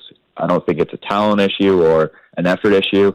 I think it's just little small things that we need to clean up a little bit, and we'll be fine. Yeah, so the promotion here, and again, your front office does like a lot of great things, making it fun for fans here. Calling it casino night because you are, after all, playing Las Vegas. Part 1 of the question: have you ever been to Las Vegas, Ryan? Part 2: what do you like? Blackjack? Are you into any of those games? I've never been to Vegas. I'm not a big casino guy. When I go, I get a little nervous and just go to the slots and normally lose. I don't think I've ever actually sat at a blackjack table or a poker table or anything. It's a little too much for me. Well, Ryan, we appreciate you giving us some of your time this afternoon. We know how busy your schedule is, and we look forward to this weekend. Hope you get the win over Vegas on Saturday night. Yeah, thank you very much. Appreciate it. Thanks, Ryan. Ryan Lanchberry, Rochester Nighthawks, 7:05 for the game against the Las Vegas Desert Dogs, Mike Danger. Oh, the Desert Dogs are in town. The Desert Dogs. Sweet. Yeah, can you imagine making that commute, though? I'm trying to wrap my mind around it. So he's in Toronto. He comes here for just games? Sometimes they practice up north of the border, but there are practices. So he's got to be down here a few times, and there's some weekends that they're off. But you'll have to kind of catch the flight at some point. You know what we should do? Ryan is a prime example of why we need a fast ferry between Rochester and Toronto. Hear me out. Hear me out. What are you talking about here? Hear me out. Tell me. Let me explain. Because you've heard of a ferry before, right? You go to Cape Cod every year. Yeah, I took a ferry over to Nantucket. Nantucket, yeah. This isn't a ferry like that, buddy. This is a fast ferry. This thing hauls ass. Okay, you can't even stand outside without getting windswept. So you're going to get on this fast ferry, and this is the best part. It will get you to Toronto in the same amount of time as your car. That's what we need. You know, what would be cool, Danger? Like if you could actually drive your car on this fast ferry, and then that way, like say if Ryan wanted to just drive to the arena. Sure. Oh, we can make that happen. Okay. Well, yeah, let's get on that. That's part of the plan. I mean, of course, it's a ferry. Of course you could. Of course you could drive your car on it and take your car with you. And the best part of it is it will save you no time. It will save you zero time when it comes down to going from point A to point B. Wow. I mean, you can look at your phone or have a drink or maybe something like that. Yeah, I suppose. Maybe since you're on international waters, maybe you could set up a little slot machine. Possibly, gaming, yeah? Possibly. And go ahead and ask me what you would charge for this unbelievable innovation. Wow. It sounds priceless to me, but you got to put a price point on it. I mean, I would say probably somewhere in the ballpark of $200 to $500. Yeah, let's make it that. Let's price it that way. So that, it's completely inaffordable to get you from point A to point B in the same amount of time that it would take your car. But yeah, you're right. You'll be able to sit down and buy, have a Snickers bar, Enjoy some snacks. Don't stand outside, though, because you'll get blown off the rail. I just ask a serious question. Like, I thought, okay, this is way, way too big. And, this, obviously, like, your season is short, but nobody ever came up. I guess it won't work. Like, I thought they would bring back some smaller version and, like, just kind of make it a tiny little ride across. But nope, not at all. Yeah, no, I think that ship has sailed. Yeah. I think that ain't happening ever again. It's funny because we were doing our CMF promotions, and it used to be Cheeseburger. It's Bill Gray's now. Yeah. It's a tap room down there. So it's nice. We're down there with Kimmy a couple times. We were down there for the Washington game, and we had a good crowd. But then I'm walking around, and I'm like, wow. It's like, this is like time gone by, but it's only like 20 years ago. This was a terminal. This was an international terminal. And there's a plaque up there for Mayor Bill Johnson. Did you indulge when it was in town? Did you ever do it? No, my folks did it, and like it was and they didn't say anything good about it. I've never shared this on the air, but my mother has MS, and they weren't even equipped for a wheelchair. Oh, good God. Yeah. So that is the most Rochester thing I've ever heard. Or they were, it was like, okay. Hey, let's build a stadium downtown, except we'll leave out the dressing room and the locker room part. We won't have any of that. But the stadium will be beautiful. Like, that is the most Rochester of all Rochester things. Fast ferry, not equipped for wheelchairs. Yeah, that was kind of a miss. Yeah, we did it. My oldest was maybe like 2 or 3. I can't remember. But we did a trip once. And it was fine. Honestly, I don't remember the price. Was it that much? I don't remember it being cheap. Let's put it that way. It didn't feel like it was cheap. It was like, okay, this is an added expense on top of the expense of everything that you're going to spend when you're in Toronto, whether it be hotel or whatever it is. It didn't feel, it felt pricey. And look, the boat was beautiful. Like, yeah. I remember the boat being beautiful. Like, wow, it's brand new and this is nice. And it does haul. Man, that thing got across the water pretty quickly. I would think that it's actually kind of be cool. Like, then you're coming up on the Toronto skyline as you see it. I mean, it would be, but there's just not enough people that want to come from Toronto to hear, though. It was an experience. Yeah. And I guess my thing is, like, would I have done it a second time after doing it a first time? Well, your parents would not have, right? Like, you're done. Yeah. You got one chance and you completely blew it. I don't know that I would have done it a second time. I don't know that people like their cars. People love their cars. Driving is a pain. Traffic sucks, but people love their cars. The kicker now is, and I went up to Toronto. You've been to Toronto. Like, it's a nightmare driving into Toronto. We took the train in from Appleby for that Blue Jay game. And I felt like, okay, this is a smart thing where at least, okay, I don't have to deal with all this traffic on the Gardner. I mean, the only time I ever have to worry, I mean, traffic is traffic and it doesn't bother me, I guess, that much. But anytime I go to Toronto, it's for an event or a game or whatever it is, and dealing with that traffic is tough. Yeah. And then we've been there weekends of the Toronto Marathon. Forget it. I mean, like, trying to get around the route where they run the marathon, next to impossible. We've done that a couple of times too, where it just happens to be, they've got a race going on downtown and we can't get anywhere. But still, like, I feel like a lot of us take for granted just how cool it is to have a city of that size this close to us. I wish I took advantage of it more. Well, that's where people, like, we're having some fun with it, and it became the chic thing to kind of dump on it when it was all done. But the idea that we could connect to this world-class city, but that's the business plan was just like, no. Mm-hmm. And that's why nobody else has come up with a business plan where it would make sense in it's been 20 years? It's never happening. Ultimately, it needs to be a two-way street, and it's only a one-way street. I mean, you have plenty of people in Rochester that love going to Toronto. Do you have people in Toronto that love coming to the Finger Lakes region? You should. I mean, because of the wineries and because of the strong and everything else. I had this argument with Bob Matthews on the air. Don't be Bob Matthews here. So why would people come over on the air? And, like, literally we were, like, screaming at each other by the end of it. So why would be a champion for Rochester? I'm serious. Yeah, I understand that. The wineries are nowhere near the terminal, though. The wineries are a good hour away from the terminal. So even if the wineries are your selling point, you still have to get from the terminal, if you're from Toronto, and drive through all of this to get to the wineries. And at that point, is it worth the expense and the investment of coming across the lake? Here's the way I look at it. Who has more wealth, Toronto or Rochester? Toronto. Okay, and who has more numbers, Toronto or Rochester? So, like, if you just do it by casting the bigger net, I would think that maybe there might be a mom or dad with a 3-year-old that might want to go to the Strong. That I would listen to. That I would hear. But in that to me feels what they've done with that area in downtown. And I'm not being negative on Rochester. I'm not anti-Rochester. Believe me. I mean, there are mistakes that have been made. Can I just apologize to you for comparing you to Bob? So. All right, we're going to go to the phones next. Mr. NFL is on line 2, and then we're going to get to Mr. Poopstain on line 3. Go. I love what they've done in that area around the Strong. It's beautiful. You wouldn't even recognize it. It's beautiful. I mean, when we were down there for Rock Holiday Village, I'm like, this doesn't feel like Rochester. This feels like a new city. This is fantastic. And you hope that more of that continues to develop over the course of time. But, you know, there's no changing that mistakes along the way have been made throughout the course of the history of our city. We built our downtown off the river instead of off the lake because of the power of the river. The power of the mill or whatever. Right. Yeah. Meanwhile, by the way, here's this beautiful waterfall. Let's build an expressway over it. Right. Yeah. Right. Why do we... The inner loop is a mistake.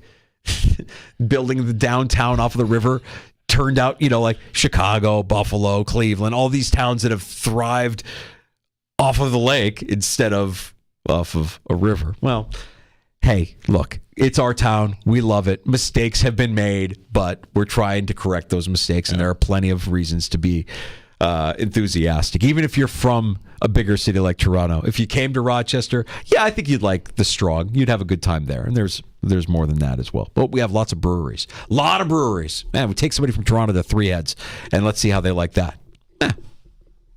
The breweries are always kind of we can lean on. No question.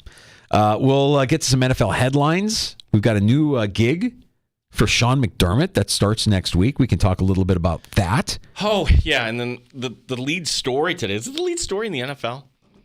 Matt Araiza getting back? I think so. Yeah. I mean, there are signings happening, but this signing has a little bit of weight, especially here closer to home. It hits a little bit harder. We'll dive into that as well. It's the Sports Bar with Danger and Battaglia, and we have more coming up next. Get buckets with your first bet on FanDuel, America's #1 sports book. It's me, Mike Danger, for FanDuel Sportsbook, the official partner of 95.7 The Fan. Right now, new customers get $150 in bonus bets with any winning $5 bet.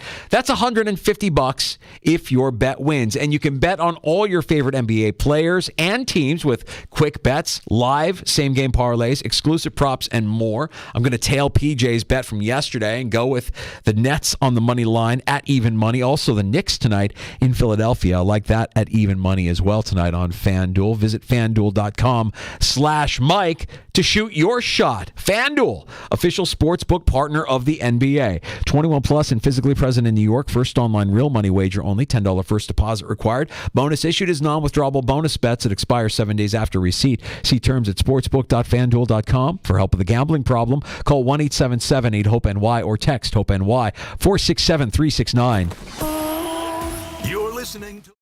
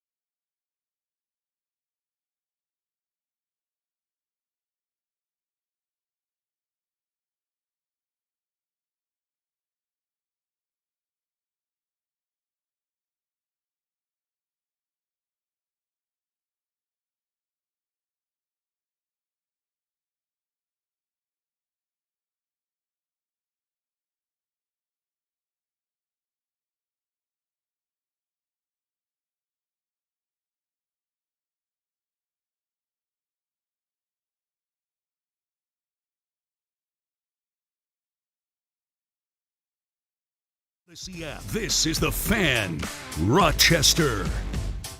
I know we're going to talk Matt Araiza, punt god, signing with the Kansas City Chiefs. Happy hour is right around the corner. I'm curious, did the AT&T outage clear up? I would love to hear from somebody who went through it, but I'm afraid if you still have an outage, you're not really going to be able to call us at 866-4326. That was a big deal today. Have they said what caused that?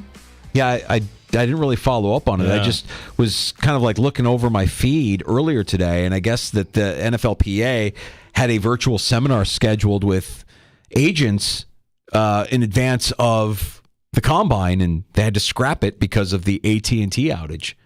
I guess doing all these things virtually do have its drawbacks from time to time. Like, wait, it's actually better to meet with people in person than over a Zoom? What? Crazy, I know. Crazy. And by the way, if another story that crossed my feed, NFL related, if you thought that the Peacock wildcard streaming only game was a one and done, forget it. Amazon is going to step up and pay $40 million more this upcoming postseason to televise a wildcard game. They're going to shell out $150 million for one wildcard game, which is up from the $110 million that Peacock paid just last season. Yeah, it's the question is, where do you draw the line? Because if you have Amazon willing to pay that and somebody else willing to pay that, I mean, I don't want to see a world where the majority of the playoff games are going to be pay-per-view or NFL for that matter. And it's also interesting too that you don't want to get Congress to kind of sit up straight and say, "Hey, what do we do?" Like, honestly, I can understand why the league takes the money, but what's to say that they won't triple that here in 3 years? They will. They will. At this rate, yes, they will. I mean, this is $40 million more in just 1 year. So what is it next year? $50 million more? Somebody's going to pay $200 million? Well, they had to give Al a playoff game. Al was out of the playoffs last year where NBC didn't want to have him. So that was really the reason. So I actually don't want Al to come back next year.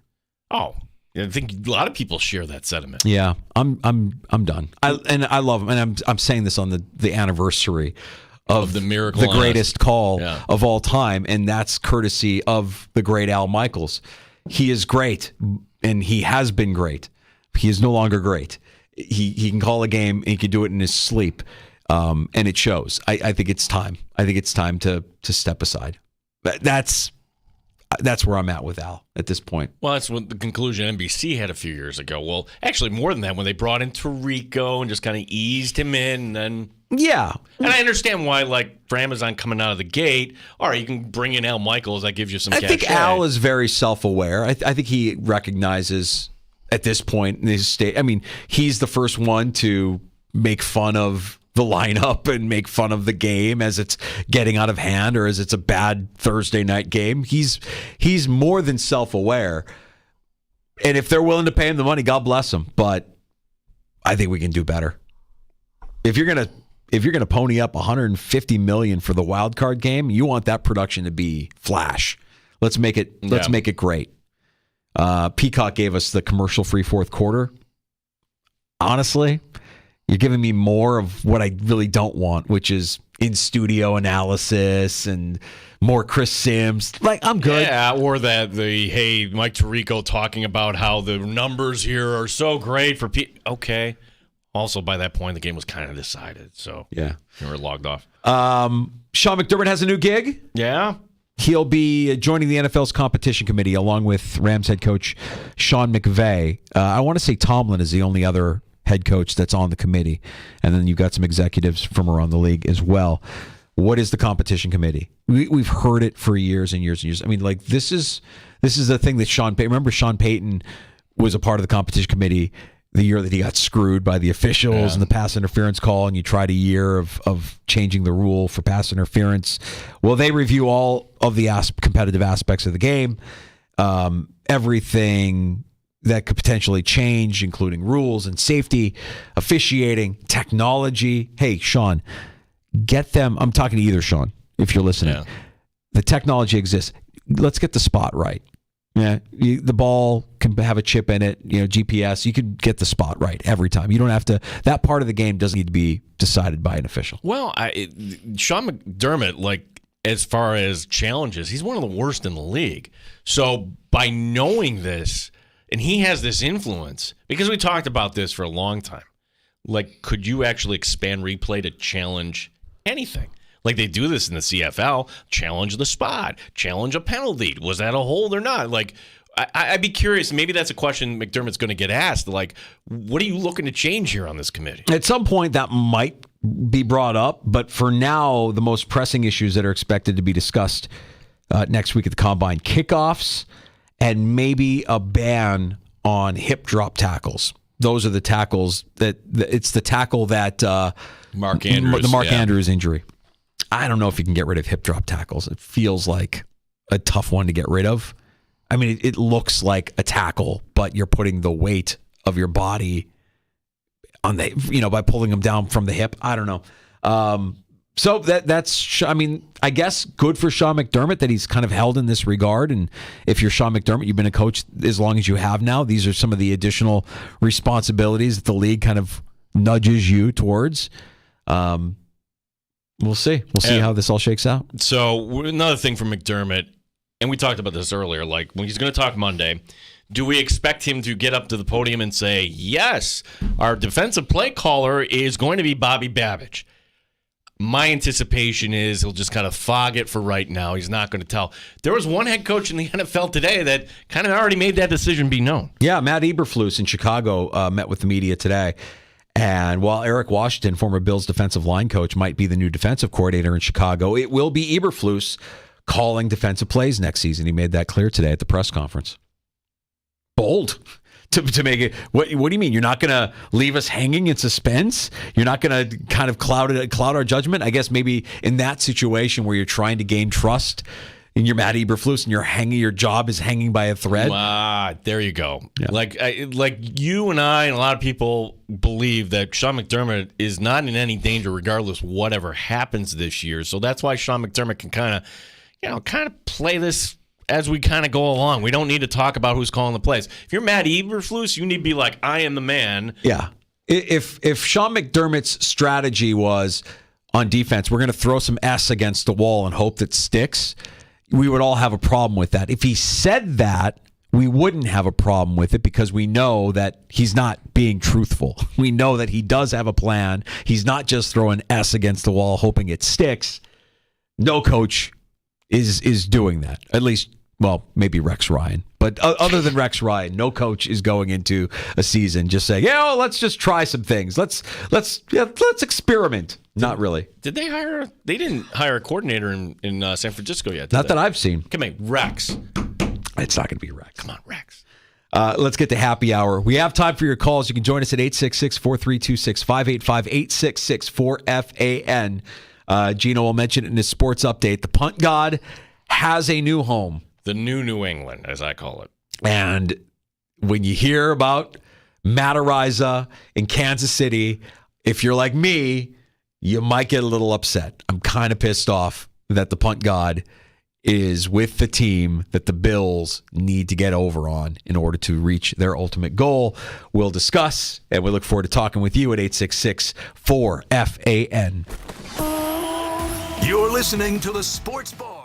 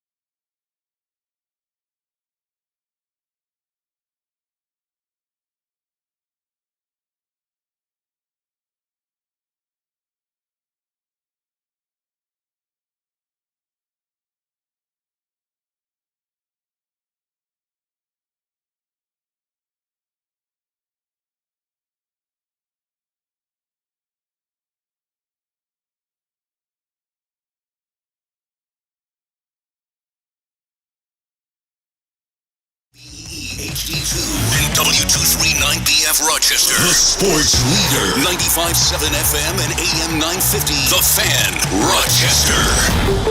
Always live on the free Odyssey app. The Fan, Rochester. Sports update. Former Buffalo Bills punter Matt Araiza is back in the NFL. Araiza today signing with the Kansas City Chiefs. Sean McDermott has a new role with the league. He, along with Rams head coach Sean McVay, named to the competition committee. To hockey, the Amerks falling at home to Belleville last night. Head coach Seth Thapper breaks down what happened. In the third period, they capitalized on a few of our mistakes, and we didn't do a good enough job of capitalizing on their mistakes. Now, I thought we created enough in our ozone movement. We didn't finish. We had some really good looks, and we put ourselves in some good spots that we didn't take advantage of. Amerks in Belleville again tomorrow night. Sabres are in Columbus tomorrow night. Tonight we have the Empire 8 playoffs. The women taking on Hartwick. Our coverage will begin at 6:30. St. John Fisher men tonight playing at Nazareth in the semifinal. Gene Battaglia in the sports leader. The Fan, Rochester.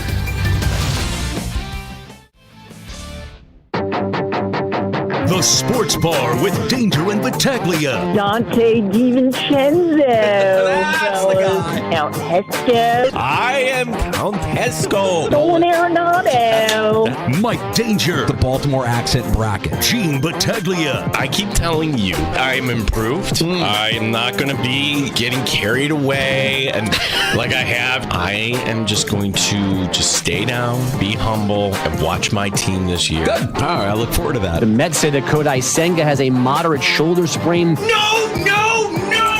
Let's go, Mets. Amerks hockey. I'd like to think that they take care of Belleville here the next couple of games here at Blue Cross Arena. And the Senators skating away with this one, a 4-1 victory and a tough loss here for the Amerks. Alex Tuck's got a chance at a breakaway. Alex Tuck settles it down to the net, scores! What a goal by Alex Tuck, a short-handed marker, and the Sabres have taken a 3-2 lead as they open the Fathers and Mentors trip with a win in Montreal.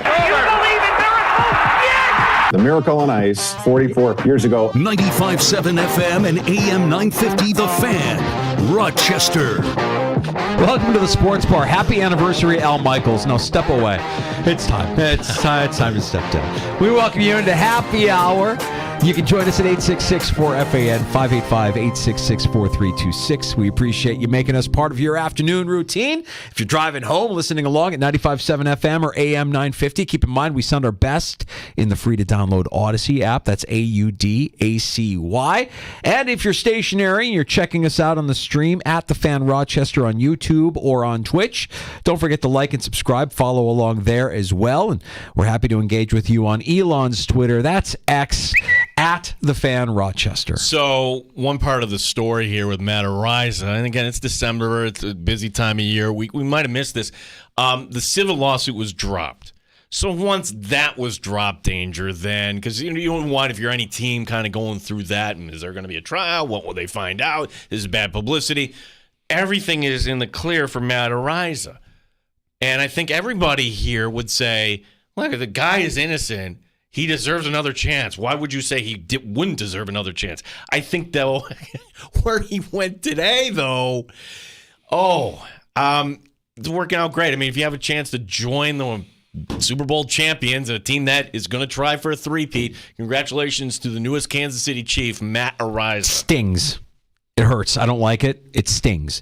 I didn't have any reservations or any notion that the Bills were going to bring him back or he was going to somehow end up back in Buffalo. But this move makes you feel like not only was he never coming back to Buffalo, that he's actually mad at how it all went down. He's ready to stick it to Buffalo. Well, and also, like Tommy Townsend, their current, he's a free agent.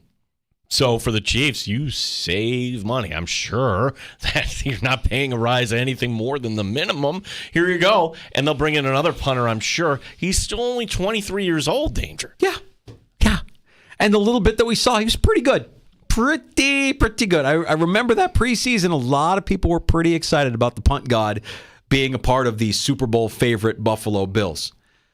And the story got dark very, very quick. And the Bills acted very, very promptly.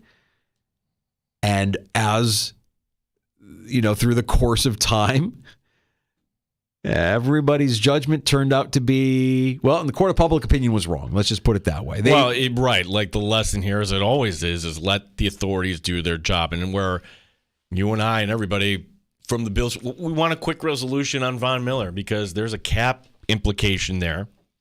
But you got to let the authorities do their job, and we still don't have any timeline. They're not on our timeline. We'll put it that way. And this took 2 football seasons to kind of sort through all of this. Mm-hmm. So for the Buffalo Bills at that time, the only thing I'll fault them for, Danger, is the due diligence of the draft. Going back to that draft process, how there were teams like the Baltimore Ravens that put the DND, the do not draft, on Ariza, and how the Bills kind of, at least they played it off. They didn't know anything about this. Not only that, they doubled down. He's a great kid. I mean, Sean McDermott himself. If the Bills did what they did, I think part of it was out of spite.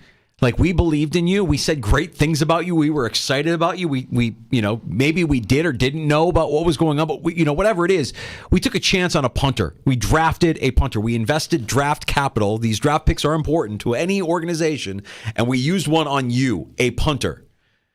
And Sean McDermott, just days before Ariza's release, was glowing. I remember the timeline here. This was the preseason where the Bills played the Colts and then the Broncos.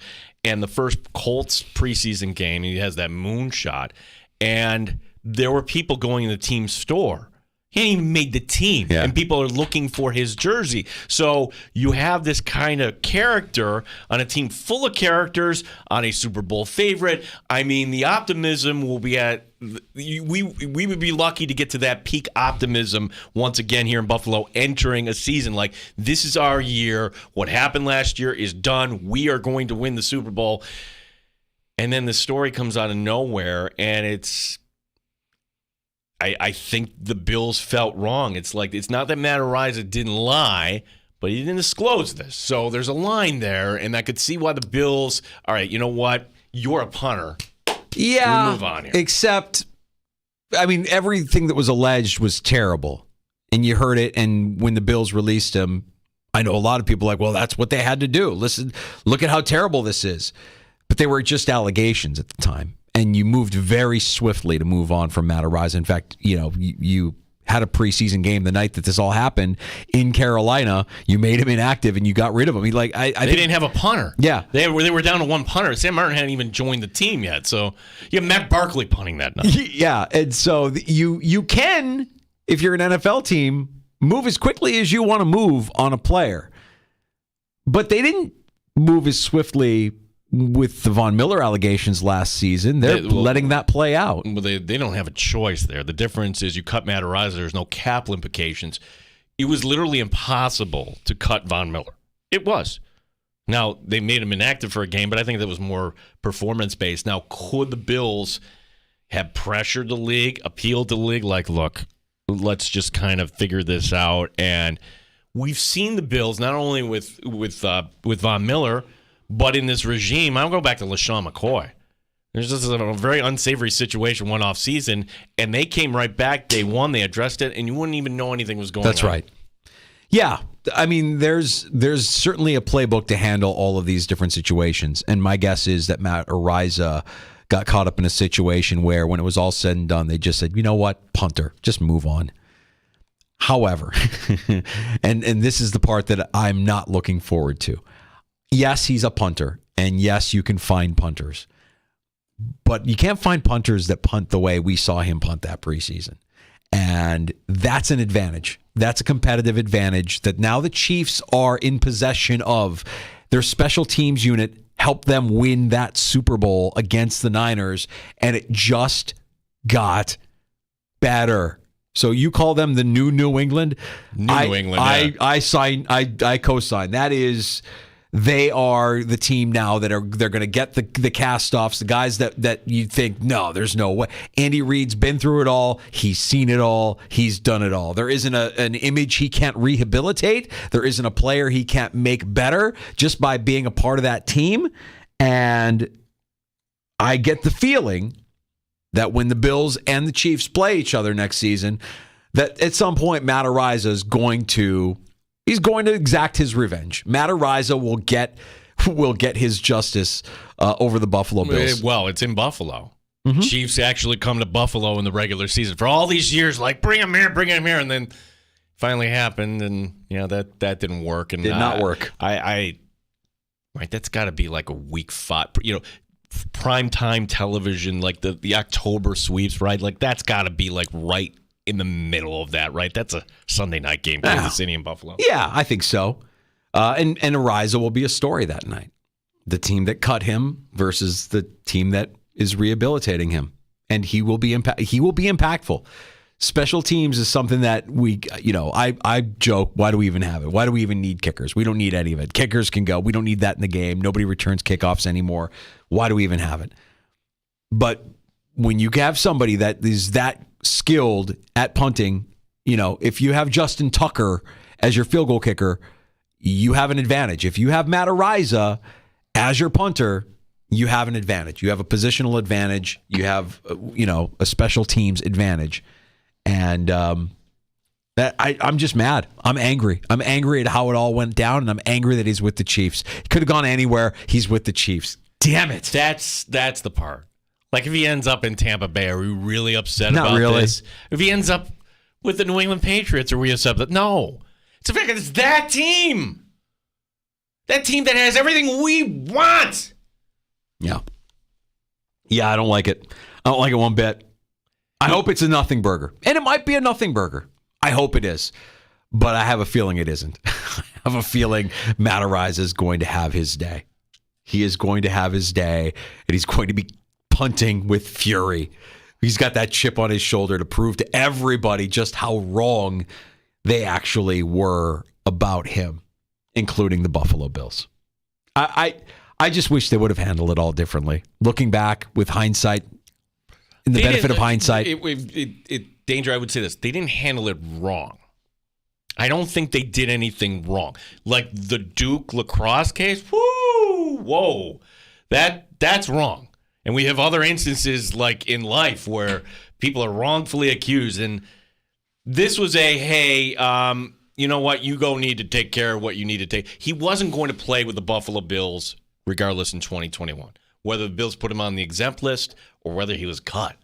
So in that instance, maybe the Bills did him a favor. And maybe the Bills did have information and they would have had to have accumulated this information. Like I said, they probably have a PR handbook ready to go. Like knowing that these allegations were what they were. Hey, man, he's going to be tied up in legal battles and God knows what for at least a year and a half, 2 years. What are we doing? We can't wait around that long for a punter. So let's just move on. Well, and the double standard being here, like there nothing in the authorities, nothing happened with Matt Ariza in San Diego. That is case closed. What's going on with Von Miller? Well, I can tell there's some audio out there that doesn't sound really good. Did the Bills do enough with Von Miller? Or, hey, he's Von Miller. Even though he's having a terrible season, he could still help us win games with his leadership and blah, blah, blah, blah, blah. Von Miller cost himself some money this season. I mean, like he and Steph Diggs were endorsing. Right. Like, I hope Diggs got his money out of that. Like Miller was Doritos guy, right? Like he had the triangle on the back of his head for what was Doritos, right? I mean, nobody wants to be associated with Von Miller anymore. Not after that.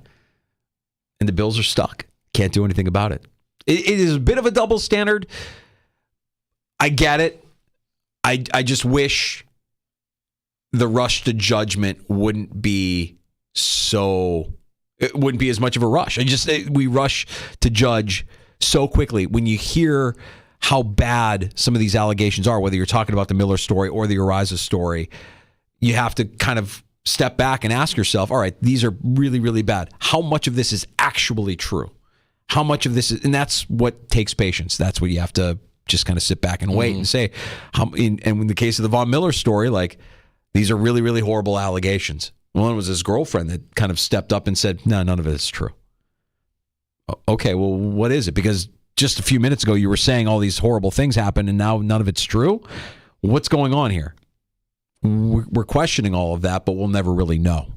We'll never really know what Matt Ariza's involvement was at these parties when he was in college. We'll never know. We just know that his name is clear, and his revenge tour starts this year. Yeah, his name is clear, but someday maybe he'll have family, kids, whatever. I mean, like, oh, that's punishment. Like, that's punishment. That's that's a punishment. So that's one bit of news out of the NFL. The other bit regarding the Buffalo Bills, Sean McDermott has taken on a role now with the NFL's competition committee, who meets next week at the NFL Combine. Both McDermott and Rams head coach Sean McVay added to the competition committee. I want to say that Mike Tomlin is the only other NFL head coach that is a part of the competition committee. So McDermott's going to have a voice in the room when it comes to rules and implementation and player safety and technology in the game and how it's played and how it's called. This is good. This is a good thing. I mean, some may say, well, you can't add more to this guy's play or whatever. Look, this is all in the off season, right? It's also, I think, a badge of honor. I mean, you've been in the NFL long enough now. You're respected enough now. We want you in this room to help decide what the future of the game looks like and how it's played. I think that's kind of an honor for Sean McDermott. I mean, much better than worrying about who your coach is going to be next year or your coach is on the hot seat before they've even coached a game in 2024. It's another one where we get to some terrible loss, fill in the blank. How do the Bills bomb a game next year? It'll happen. Trust me, it'll happen. It always happens. And we will take calls. Fire Sean McDermott. This team needs a coaching change. Blah, blah, blah, blah, blah. And be like, this guy is now he's not only this is who respects him. The commissioner's office, everybody else. Yes. Well, you make that move. Why would you fire Sean McDermott? Yeah, guys. Look, we all kind of went through last year, right? And I was vocal, and you were vocal, and we all had a lot of emotion. We all had a lot of feeling. But when you step back and you view it from 30,000 feet, you come to the realization that Sean McDermott ain't going anywhere. He's not going anywhere. And even if he had an awful 2024 campaign with this team, even if all of the hirings were a mistake, even if they bomb in the draft, even if they go 4-13, he's back. He's not going anywhere. Right. He's not going anywhere. He is safe. They're not going 4-13. That's extreme, but you get my point. So we can go through the exercise of why they should or what they should do or who's out there and who would be better. That's all fun. We have our beliefs, but I don't think he's going anywhere. I think, I'm already looking ahead to Monday here because Monday is going to feel like football season again. And we were joined earlier today by Mark Schofield and hey, what is the combine about these days? And I call it the NFL's unofficial convention, right? Guys going out to the steakhouse and having the horseradish or whatever, drinks at night. What is the combine about? It's about, on the field, getting the medical, doing the interviews, and the rest of it is a dog and pony show. But part of the dog and pony show is this, that you will hear from decision makers. Every team puts them out there. So Tuesday will be Brandon Beane. Looking forward to that very much. But first up, it's going to be Sean McDermott on Monday. And to me, and to everybody else, if you had a chance to ask Sean McDermott right now, what would be the one question? It would be, who's calling the plays? Is it you or Bobby Babich? And I'm going to stand by this. If you're thinking you're going to get an answer out of McDermott, I would be surprised if he said, it's me. Or, hey, it's going to be Coach Babich. What I would anticipate is, you know what? We're going to figure that out as we kind of go along here. Which is a lie. He already knows what they're going to do. Wait, no. Stop. Dude does not lie. Oh, no. I think from time to time he may stretch the truth a little bit. I don't think he's good. I would be surprised if he actually said what his intention was. Even if he doesn't say what his intention is and says we're trying to figure it out, understand he knows exactly what they're going to do. He knows who's going to call the plays next year. He knows how it's going to be laid out. These guys are control freaks. They're all psychopaths. They live, breathe, eat, and sleep this all the time. It's consuming his thoughts. I promise you, he knows what they're going to do. And if I had to guess, I think he's calling plays next year. I think he's calling plays on the defense. That's my opinion. I think Bobby Babich has the role. I think Bobby Babich, if the defense succeeds, gets the residual benefit and gets consideration someday to be a head coach because the Bills defense succeeded while he's the defensive coordinator, even though it's Sean McDermott's defense and Sean McDermott calling the plays. He will get those looks because Bobby Babich is one of those it guys in the league that has the name and has the DNA. Wrong side of the ball, though. Wrong side of the ball, but it hasn't stopped teams from hiring who they believe would be a good CEO for their team.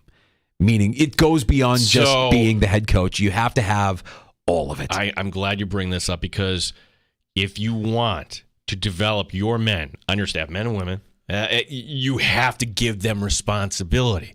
And I'm just wondering, why did Bill Belichick kind of go bleh, and other coaches kind of succeed, like Andy Reid? And there's no clear answer here. It's not one specific thing, but in terms of the Buffalo Bills, Sean McDermott, you develop players. You got to look at developing your coaches. And you have two very green coordinators. Yes, Brady got in there and wet his beak last year, and he was in Carolina. And yes, Babich has this great resume, but they're not Steve Spagnuolo and Matt Nagy, okay? That's kind of the level you kind of got to get up to here. And how do you do that? You got to let them kind of learn and sometimes fall on their face.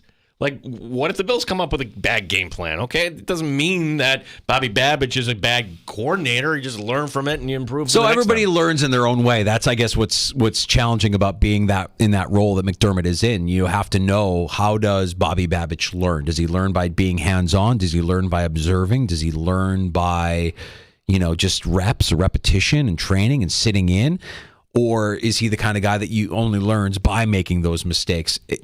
I have a feeling because of how controlling these head coaches in the NFL are, that McDermott will call plays, let Babich, work during the week to come up with whatever he wants to come up with. You're the defensive coordinator after all. But when it's said and done on game day, on that sideline, it's McDermott with the play sheet and the headset calling in the plays. That Babich is still involved and he's the defensive coordinator, but it's still McDermott's show. Just like it's Andy Reid's show, just like it was always, Belichick's show, whatever it is, eventually maybe he cedes some of that, but I don't see that happening in year one of Bobby Babich being the defensive coordinator. That would be surprising to me. To me, that would signal a change in Sean McDermott, a level of trust that I don't think he's capable of. Wait a second, but that would be a good change. Would it not? Do you want McDermott calling the plays? I'm sure there might be some people that would want there were times last year where Sean McDermott's play calling, let's put it this way, men have been fired for less than some of the plays that Sean McDermott called. You're thinking about the Denver game. I'm thinking cover zero isn't always a great idea with the game on the line. I understand, you want to pressure, but for the most part, I thought Sean McDermott did a fine job calling the defense last year. I don't have too many complaints about the way the defense performed, especially when you consider how many injuries they were dealing with and how shorthanded they were and how, let's face it, there was just a lack of talent in some positions. And they made the best of it. So I'm not saying Sean McDermott isn't a good play caller and he needs to hand that over. I'm saying he is a good play caller for the sake of the team. He should continue to call plays and let Bobby Babich learn by observing, learn by being there, learn by being involved and being a part of it because you're the DC. But ultimately, it's my ass, so I'm the one that's going to call the plays. Did Bobby Babich have other opportunities this offseason? The answer is yes. Now, to the degree of seriousness, whether that was the Packers, the Dolphins, the Giants, maybe there were a few other teams we're not aware of. There were other teams that were willing to talk, and I think maybe the Giants were certainly in on that with the Dable connection. Like, were there other teams that said, yes, come in and be our defensive coordinator and call the plays? Certainly, like if he goes to the Giants, danger, Ryan Dable's not calling defensive plays. If he goes to the Packers or Miami, you have offensive coaches. You're going in there to call plays. So, when Bobby Babich, hey, I'd love to stay here, but this is what I need. Did he negotiate that as part of staying? Again, like we haven't heard from anybody. So this is one of those follow-up questions I would love to, get from McDermott. But McDermott is getting really, really good at this. And it's not telling you anything. Now that Bill Belichick is out of the league, at least for now. McDermott is right near the top of, I'm going to spin you a word salad, and I'm not going to really tell you anything here. So I'm not anticipating news to come out of Indianapolis or the Buffalo Bills on Monday, thanks to whatever Sean McDermott tells us.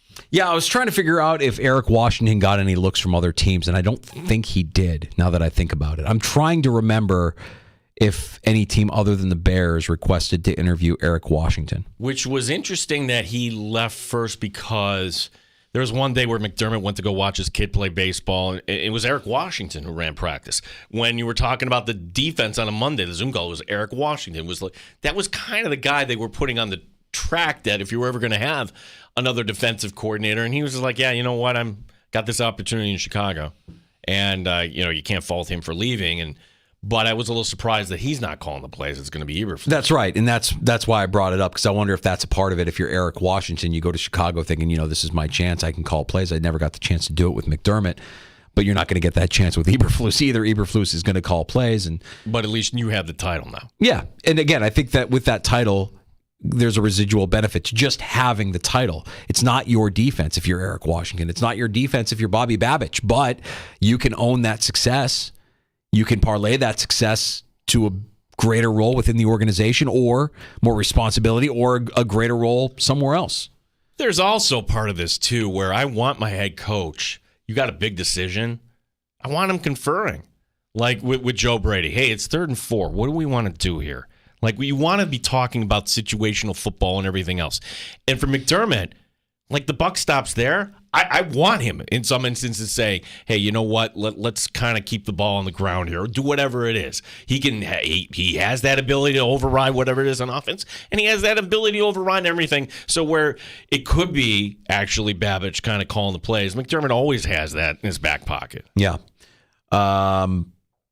Well, the combine next week will be interesting. You're right. You're saying it'll feel like football season. We'll have plenty of storylines coming out of Indianapolis next week. Yeah, beyond just the size of the shrimp cocktail.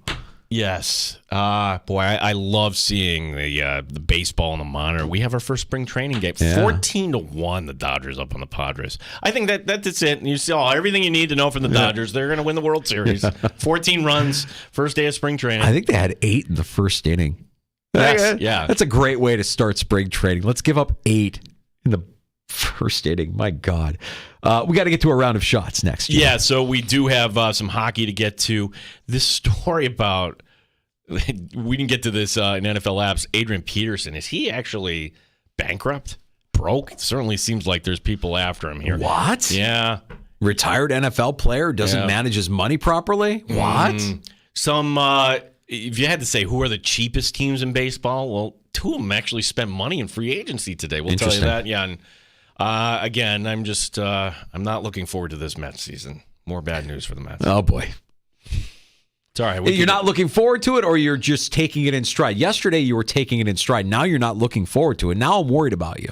No, I don't. I'm not a baseball fan whatsoever. We just kind of report on it here in the sports bar. Meet the Mets. Meet the Mets. Step right up and greet the Mets. That's Gino on Banjo 2, the Meet the Mets song. You are trying to bait me. Well, we'll have more time for that coming up in shots next. I'll always take some Mets news in the sports bar. They still play this at the games? They do, yes. Awesome. All the butcher and the baker. Yeah. Can't wait. We'll get to that with a round of shots next in the sports bar. Bet the NBA tonight with a no-sweat same-game parlay from FanDuel every Thursday night with TNT Thursdays. Mike Danger for FanDuel Sportsbook, the official partner of 95.7 The Fan. It doesn't matter if you're new to FanDuel or if you already have an account. You're going to get bonus bets back if your same-game parlay doesn't win on any NBA on TNT game. NBA same-game parlays are the perfect way to combine your bets for a chance to score a bigger payday. However you want to play, just head to FanDuel.com/Mike to bet the NBA with a no-sweat same-game parlay with TNT Thursdays. FanDuel.com/Mike. MIKE. Make every moment more with FanDuel, an official sports betting partner of the NBA. 21 plus and physically present in New York. Minimum 3-leg parlay required. Refund issued as non-withdrawable bonus bets, which expire 7 days after receipt. Max refund $5 unless otherwise specified. Restrictions apply. See terms at sportsbook.fanduel.com. For help with a gambling problem, call 1-877-8-HOPE-NY or text HOPE-NY 467-369. You're listening to the Sports Bar with Danger and Battaglia on 95.7 FM and AM 950, The Fan, Rochester. Odyssey has sports for every fan. Keep up with your favorite teams from across the country and get the inside scoop from experts. AUDACY. Odyssey. Zone Comfort Solutions with ductless heat pumps are the most efficient way to heat and cool your home. Scott Arnold, founder.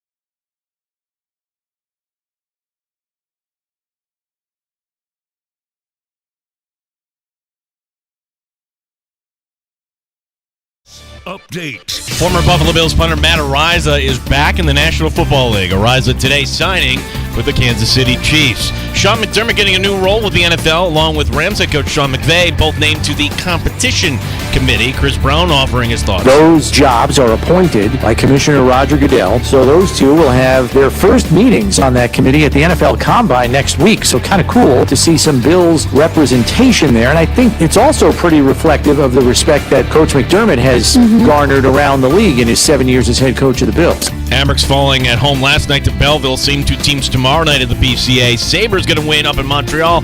Tomorrow night they're in Columbus. The Empire 8 basketball playoffs tonight. Semifinals men play for Fisher at Nazareth. On the women's side, we'll have the Cardinals taking on Hartwick. Our coverage will begin at 6:30. Gene Battaglia, the sports leader, the Fan, Rochester. Bills, Sabres, Amerks. Your home for live sports is 95.7 FM and AM 950 The Fan, Rochester. We've got a fathership going on, so it's been a lot of fun to start this trip off with a win. And I guess we lost the one at home, but not all the fathers were there yet. I don't think so. It doesn't count. So 1-0 on this father's trip, and in a good atmosphere. And you gotta love coming to the Bell Center. They always bring a great crowd, and it was a lot of fun. There's Alex Tuck. It's game-winning goal during Fathers and Mentors trip there in Montreal. I like how they had their fathers and mentors there, too. His grandpa's out there, whoever. Gergensen, also Skinner scoring, UPL 29 saves. The quote here from Montreal forward Nick Suzuki, quote, I think their spot in the standings doesn't really say what kind of team they are. Oh, really? Well, that's very polite. Yeah. Buffalo at Columbus tomorrow night. Tonight, second half of the NBA season begins after a week off for the All-Star game. 12 games in the league tonight. TNT can't be happy that LeBron is taking tonight off against Golden State. I'm sure they appreciate it. Well, you got to appreciate it. You have to. You have to appreciate LeBron. His words. You have to appreciate him. But he doesn't want the attention, though. No. Getting treatment on his ankle. That's the official word here. The front end of the doubleheader tonight on the network has Phoenix and Dallas at 7:30. The Knicks are in Philadelphia, Boston at Chicago. PJ Glasser, as he joins us every Wednesday from BetQL, says he loves the Nets in Toronto tonight. Brooklyn promoting Kevin Ollie for the fired Jacques Vaughn. PJ saying take the Nets. I'm tailing PJ on this one. Usually when you see a team make that change at head coach, the response is swift the next game. Even though this happened over the break, though. Yeah. Is former NFL running back Adrian Peterson broke? It certainly seems that way. Peterson had an estate sale online, which, okay, notable for this. His MVP and Rookie of the Year awards were up for bid. Peterson immediately issuing a strong response saying he's suing the estate company because his instructions were not to put up anything for sale that was personal. No. Which I would ask, isn't that the definition of an estate sale? Right. Then there's this item. There's an $8.3 million judgment against Peterson, this for an unpaid loan, which dates back to 2016. As the story goes, Peterson took out the loan thinking the Vikings would pick up his $16 million, make it $18 million option in 2017. They didn't, which may help explain. You remember how he bounced around at the end of his career? Washington, remember he needed Peterson, the money. The Seahawk, Peterson, the Lion. I can't put myself in the shoes of a professional athlete for multiple reasons. But one, financially, when you have that kind of money, I imagine you get used to a certain type of lifestyle. And when that money goes dry, you have to adjust your lifestyle, but you're not able to adjust your lifestyle because it's the only lifestyle you know.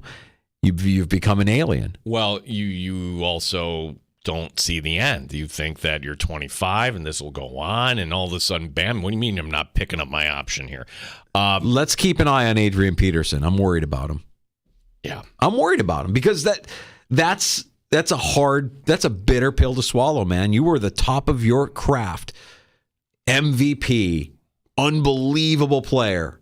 And it didn't come crashing to an end. He had to keep working. He needed to keep hammering checks, but it was clear that he didn't have it anymore. And he probably, in his mind, still saw himself as that 25-year-old. I'm worried about Adrian Peterson. He's on the list. Keep an eye on AP. Some baseball notes here as today, the Pittsburgh Pirates spent money. Not kidding you. Locking up their ace, Mitch Keller, 5 years, $77 million for the extension. He went 13-9, 4.21 ERA last season. Also, the Miami Marlins spent money today, bringing in the 2019 AL batting champ, Tim Anderson. The 30-year-old second baseman gets a 1-year, $5 million deal. If he gets traded, he'll get an extra $500,000. You remember, too, Ozzie Guillen. Yermin Mercedes, he's been out of baseball since 2022. He is not Tim Anderson. Is that the cheeseburger fat boy? Cheeseburger fat boy. So Tim Anderson following Ozzy's footsteps, playing with the White Sox. First and now all, you're not Ohtani. You're not Abreu. You're not Tim Anderson. You are a cheeseburger kid, fat boy. You're lucky to be in the big league. You're lucky some people got hurt, and you have a great start of the season. Miss Ozzy. I miss Ozzy Guillen. You are a cheeseburger fat boy. You're lucky to be where you are. You're lucky to have a great start to the season. You're a cheeseburger fat boy. Miss that guy. Mercedes out of the league now. Finally, no more. Meet the Mets. New York Mets haven't played their first spring training game, but they've already lost their ace, Kodai Senga. Yes! Dealing with arm fatigue. Figure out it's a little more than that. It's a moderate right posterior capsule strain. He's shut down, likely ruled out for opening day. East side, west side, everybody's coming down. Fantastic! To meet the METS Mets of Blue. What is it, Gene? What is it with pitchers in this team? Hi, well, you're going to watch, I'm sure, when DeGrom gets healthy with the Rangers at the end of next year. And once you leave, you'll... I'm sorry, buddy. What is it? He's north of 30. I'm sorry. Like, don't invest in pitching and expect everything to be okay. Yeah. He was great last year, and now he's hurt. This is what happens. Sorry, Mets fans. You can't have nice things. By the way, Danger, this from our favorite sports bar in New York City.